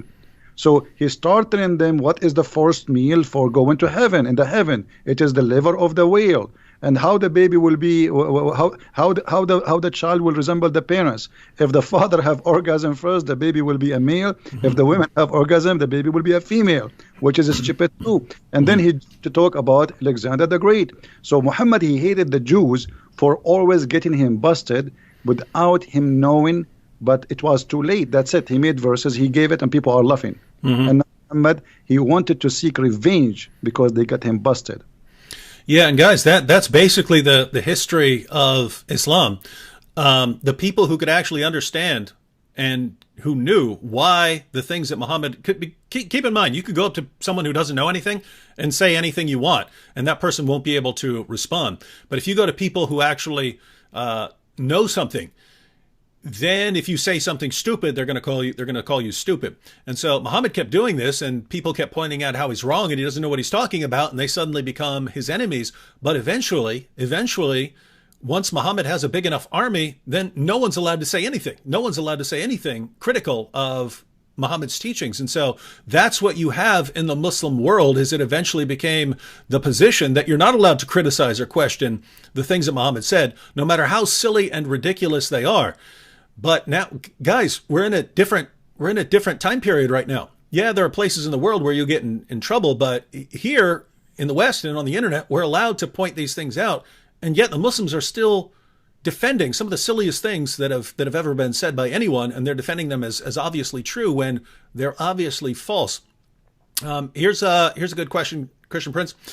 So the Muslims said Judas is in the cross, so the Muslims are the true Antichrist. Now, just to be clear, everyone, it's not the Quran that says that Judas was the one who was crucified in the place of Jesus, but that is a very common Muslim belief today. And if you just think about that, right? In Christianity, the innocent Jesus is crucified on behalf of sinful men. And the Muslims of today, a very common belief among Muslims, is that it was actually Judas who was crucified in place of Jesus. And now you've got the guilty sinner Judas being crucified on behalf of the innocent Jesus. It's a complete reversal of the gospel. They completely flip it on its head. Christian Prince, can we say that Islam is an antichrist religion? Well, based in the Bible, absolutely, because the Bible says who is the Antichrist? The one who denied the Father and the Son, right? So, based in the Bible, absolutely Islam, but not a person, Islam as a religion, as a cult, it is an Antichrist cult. And Muhammad, in the Hadith, he says, Ana al-Mahi. They ask him, what do you mean? Al-Mahi in Arabic, it's the one who erased. He says, I will erase Judaism and Christianity. So he made his target clear. I'm going to erase it. All right. So by that statement, he will erase what? He will erase the belief that the Messiah, what we believe in him, and he was crucified, and that what he will erase, and that will make him himself an Antichrist too, but not the Antichrist. I don't believe he is the Antichrist. He is Antichrist, yes, but not the Antichrist. At the same time, remember, Muhammad never met Christians. I don't believe Muhammad ever met Christians. He met Nasara. Who is Nasara? You say, I'm a Christian. What not Nasara? Ask any Arab Christian. Tell me how you say you are a Christian in Arabic. He will say Masihi. Masihi, coming from the word Messiah. Not a single Arab Christian he even will accept to call him Nasara, because that will sound like an insult. So for us, that is clear evidence that Muhammad, he met a group who they are Nasara, and I believe Nasara here is coming from the word, from the Hebrew, where the Nazarite, which is not the Nazarite from the city, the Nazarene, which is in Hebrew like the one who is poor in the understanding, not poor in the money. So the Christian, they call such a group Nasara, for they are poor in the understanding of the Bible, and they were rejected. And this is why they all exist in the Arabian Peninsula. They run away because they rejected from the Christian community. They went to a land where Roman are not exist, and they have no authority. So let's make it clear. At that time, obviously, those Nasara, they were not welcome in the land or the territory of the Roman. This is why the same for the Jews. Why the Jews are there? Because the Jews are not welcome between the Roman, especially after what happened in 614, where the Jews took the side with the Persian, and even before that. So the Jews, they run away for their life. They went to the Arabian Peninsula, and the same as the Nasara, because in that territory the Roman have no authority. It's just a desert. There's nobody live there. And this is what Muhammad met.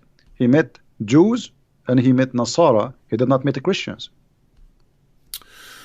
Yeah, so guys, try and research a little bit about the historical background there. I think it might clear up some of the things Muhammad said and some of the positions that Muslims hold today. This is kind of a two-part question here, but it's a good topic. So the question is, did Muhammad have a problem with anyone leaving him? And the second part is it because his parents left him when they died? So, Christian Prince, did Muhammad have a problem with people leaving him, leaving his religion?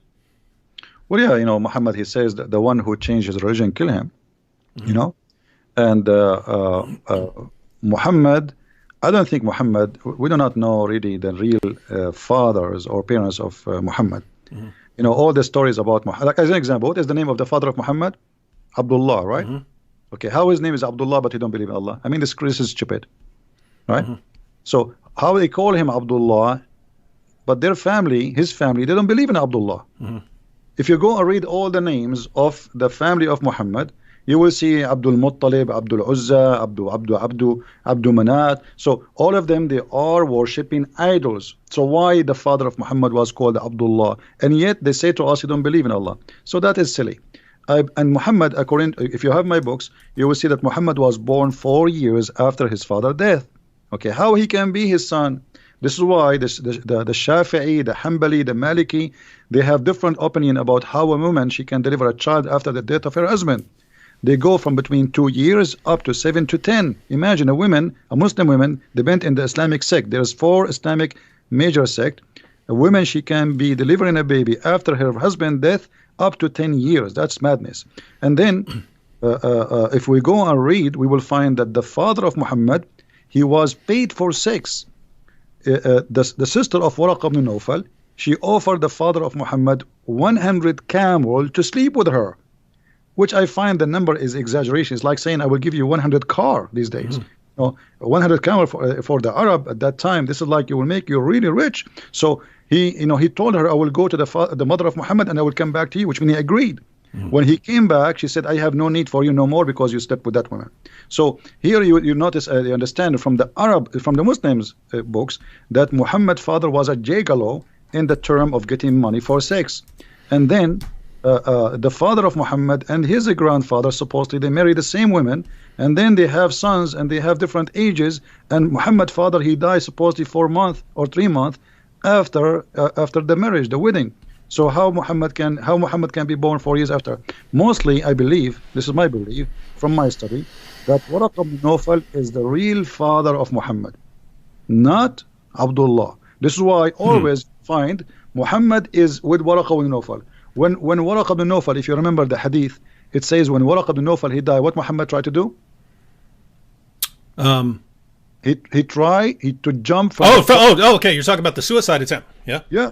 But this is when after Waraqa he died. Okay, why? Why when Waraqa died, Muhammad he became so desperate? What happened? Because he have a special relationship with him. When Muhammad was lost as a child, where they found him? With Waraqa. When Muhammad lost in the desert, where they found him? With Waraqa. Waraqa is everywhere in the life of Muhammad. So when Waraqa he died, according to the hadith in Sahih al-Bukhari, and this is Sahih, they cannot say it's a lie. It says that the inspiration of Allah paused. Allah will not send Quran no more. And Muhammad became so sad, and he decided to jump from the top of the mountain, and he tried to do that many times. And each time he go to the top of the mountain, Jibreel, he appeared to him and he says, don't do it, for sure you are a prophet of Allah. So This is what is written in Sahih Bukhari, hadith number 6982. But why Waraqa is all over, and why Waraqa, even Waraqa is the one who told him what is the name of the angel who met him, right? When he squeezed him. Okay, how Waraqa he knew? I mean, he did not even see him. And why Khadija, she took him to Waraqa? So Waraqa is all over the life of Muhammad. There is two people, they made Muhammad a prophet. Khadija money and Waraqa. All right. This one's about Lot, and we'll probably take one or two more real quick after this. But this one is about Lot. And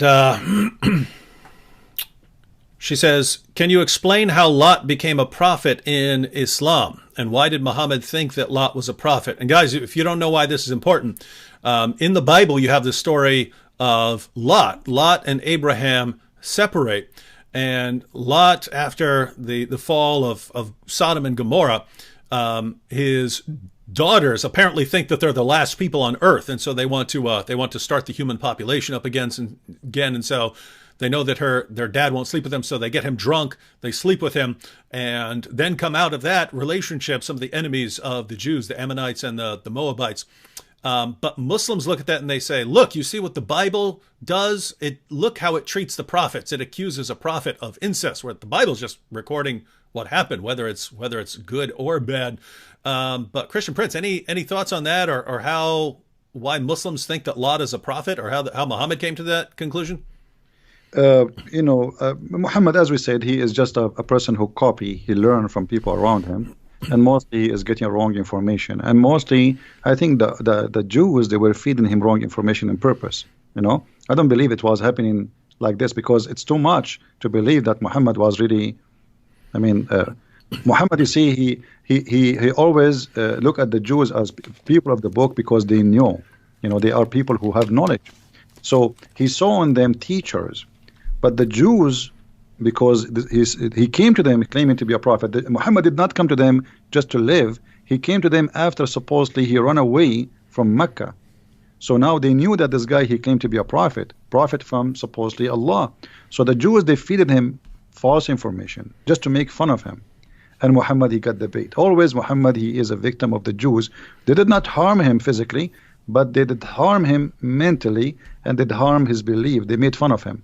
So about incest, well, the Quran speak that in chapter 5 verse number 27, if you go and read the interpretation, that the daughters of Adam, Allah, when he made the wife of Adam, Eve, have children.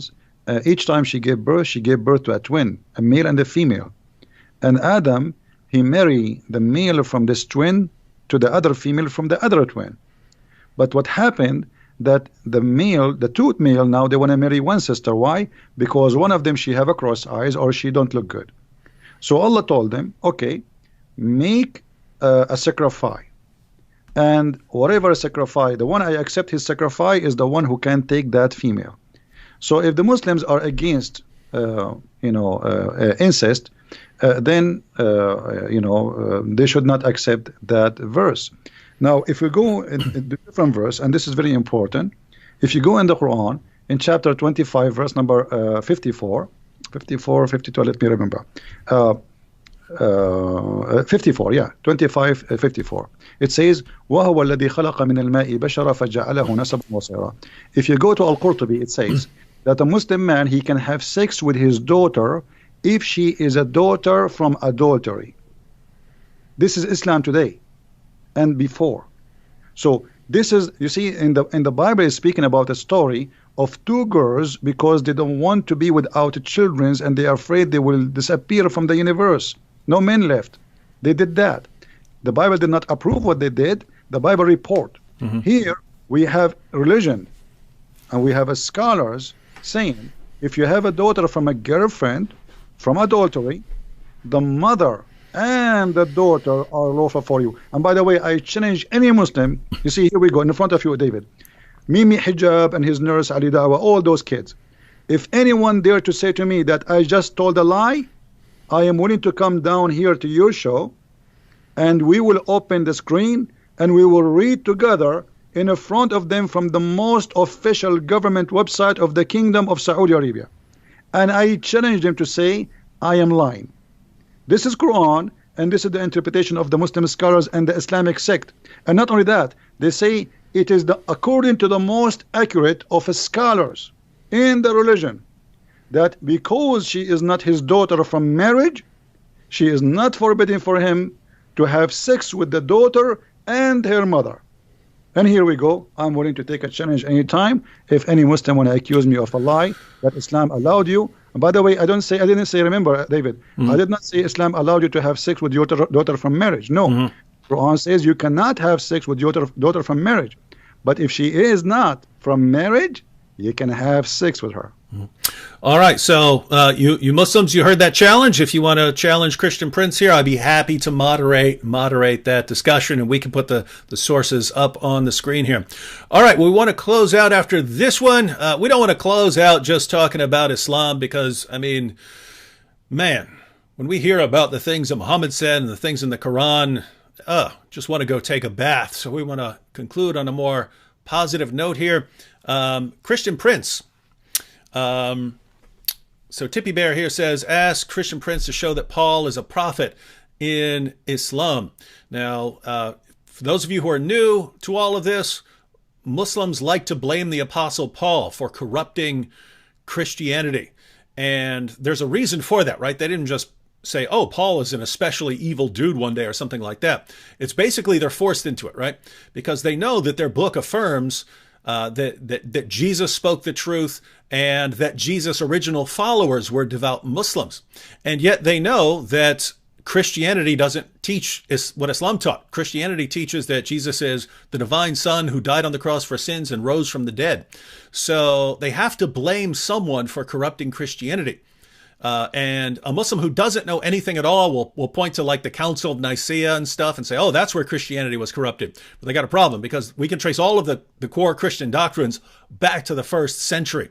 And so we know that these doctrines were there in the 1st century. If the doctrines were there in the 1st century, then as a Muslim, if you want to say that Christianity was corrupted, you have to say that Christianity was corrupted in the 1st century. So you have to blame someone. But you can't blame Jesus. He's a devout Muslim prophet. You can't blame his followers. They're devout Muslims. So you need someone who wasn't Jesus and wasn't one of his original followers, who was also powerful enough to somehow corrupt all of Christianity. And the only person they've been able to come up with is the Apostle Paul. And so Muslims today love to blame the Apostle Paul. And if you listen to what Muslims say, they make him sound more powerful than Allah with the way this guy comes in there and corrupts it. Because Allah in the Quran is saying things like he's going to protect Jesus' followers until the day of resurrection. So those are the kinds of things that are being said in the Quran. And yet Muslims want to say that Paul came in there and just corrupted it. And too bad for Allah, too bad for all the work that Jesus had done. He flipped it on its head. But if I understand correctly, Christian Prince, that was not the position of Muslims centuries ago. Is that correct? Well, you know, this is the challenge for the Muslims. It looked like the Muslims, Zakir Naik, Brother Titter, I told you that the one who collapsed the Bible, it is named Paul. And Paul, he is the one who fabricated the Bible. Now, okay, Zakir Naik, can you show us reference where Paul, he corrupted the Bible? They did that. Can you show us the reference where it says that Paul is the one who corrupted the Bible? So Muslims, they are copy-paste people. They don't have any knowledge. I am saying to you Muslims, look like you are a lot smarter than your prophet, because your prophet, he have no idea about Paul. He never said such a thing. Ibn Kathir, he says, if you go to chapter 36 in the Quran, you will see in verse number 14, it says, we sent to them, إِذْ أَرْسَلْنَا إِلَيْهِمْ إِثْنَيْنِ فَكَذَّبُوهُمَا, we sent to them 2 messengers, and then we sent the 3rd to string them. If you go to Ibn Kathir, you will see Ibn Kathir, not Christian Prince, saying that the 3rd is Paul. So Ibn Kathir, he must be Christian. He must be working for us. Maybe we paid him. Look like Zakir Naik and Didat are smart and Ibn Kathir is a donkey. So obviously here there is some kind of copy-paste agenda, and nobody want to read. You know, they heard Zakir Naik saying that, they heard Didat saying that, and we copy and we throw it. Now the question, the challenge for the Muslims, Why your prophet do not know about Paul being corrupt in the Bible? Why Allah did not say that in the Quran? And why in chapter 36 verse number 14, according to you Muslims, those are three messengers, three musketeers sent by Jesus? How Jesus can send people to be messengers unless he is God? How a prophet, he can make you a prophet? How somebody, he himself, he is just a prophet, he can make you a prophet? Not only that, if you go and read the interpretation, you will see that they resurrected people from death. Those three, Paul and John, Johanna, and Peter, they resurrected people from death. And the most strong one of them is Paul. Because look like Paul, for Muhammad, he have a black belt. So he is the most strong one, according to Ibn Kathir and the biggest scholars. But Paul is the enemy of Allah, according to the Abduls, who have no idea what they are talking about. So my friend, Muslims are the same as somebody, his wife is a cheater on him. He is the last one to know. Don't learn Islam from a Muslim. They do not know. They don't speak the language. And even the one who speaks the language, he lie in order to protect, as Mimi Hijabi did. Now, that is interesting that the earlier generation of Muslims, earlier generations of Muslims and Muslim commentators, it's almost like they had more respect for the Quran than Muslims today. Because, you know, if you look at what the Quran says, that Allah protected the true followers of Jesus until they became victorious over those who rejected Jesus. Well, the people who became victorious in Christianity were people who believed in the Apostle Paul. They believed in the Gospels that we have. They believed in the letters of Paul. So according to the Quran, those are the true followers of Jesus. Again, Allah said that he was going to protect the Christians, Jesus followers, until the day of resurrection. When your average Muslim believes that Paul immediately came in there and undid all the work that Jesus had done, and Allah couldn't stop him. And so it's just the earlier generations of Muslims wanted to say, no, Paul was someone who was sent by Jesus. They had to believe that, because otherwise they're accusing Paul of being more powerful than Allah, and they didn't want to do that. Muslims today, nope, they want to deify Paul. In other words, you've got Muhammad here, right? You've got Muhammad, and Muhammad is a slave of Allah. So there's Muhammad and then there's Allah. But then, according to Muslims today, the Apostle Paul came in there and he just overpowered Allah. So the Apostle Paul is more powerful than Allah. But Paul calls himself a mere bondservant of the Lord Jesus Christ. So, according to Muslims today, you've got Muhammad, but Allah is more powerful than him. But Paul's more powerful than Allah, and Paul is a mere bondservant of the Lord Jesus Christ. My Muslim friends, whom should you be listening to? Muhammad? Allah? No, of course you should be turning to the Lord Jesus Christ. All right, Christian Prince, we want to close out, but any last words you have for the Muslims who are watching? I feel sorry for them. And you are following a false god. You do not know where the sun set. You do not know how the day and the night they work. You do not know how the baby is made. You know nothing. I feel sorry for you. And thank you, David, for having me. I really appreciate you inviting me here. It was a pleasure to speak to you. This is the first time we have a conversation, and I was honored to be in your program. And thank you very much. And God bless you, and God bless your family, and we pray for them. Thank you. And I like what you said there, Christian Prince, that we feel sorry for some of these people. I don't hate Muslims. But we feel bad for you, right? You've been misled all your lives. You've been fed false information all your lives. And so we're here because we're trying to help you. We've dedicated our lives to trying to help you, because you've been manipulated and brainwashed all your life into believing things that are obvious nonsense. And then someone like Christian Prince comes along and he tries to show you, guys, you've been lied to all your life. I want you to know the truth. I want you to spend eternity with the Lord Jesus Christ. And you hate him for it. Why would you hate someone who spends his life trying to help you guys? All right, so thanks to Christian Prince for joining us, and people are already asking in the chat when we will do something like this again. But now we're in contact, so maybe we'll pick some specific topic for next time when we can get together and discuss a topic. Or if a Muslim wants to have a discussion with Christian Prince, again, I'd be happy to moderate. But everyone, again, be sure to hit that like button.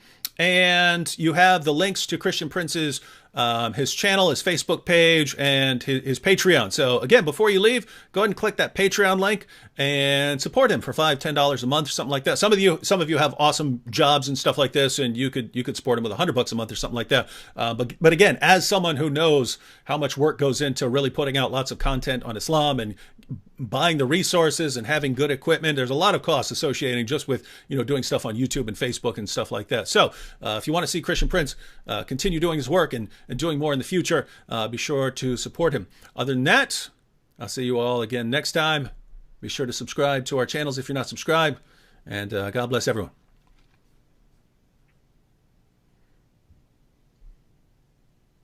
Thank you, David. Take care. Good night.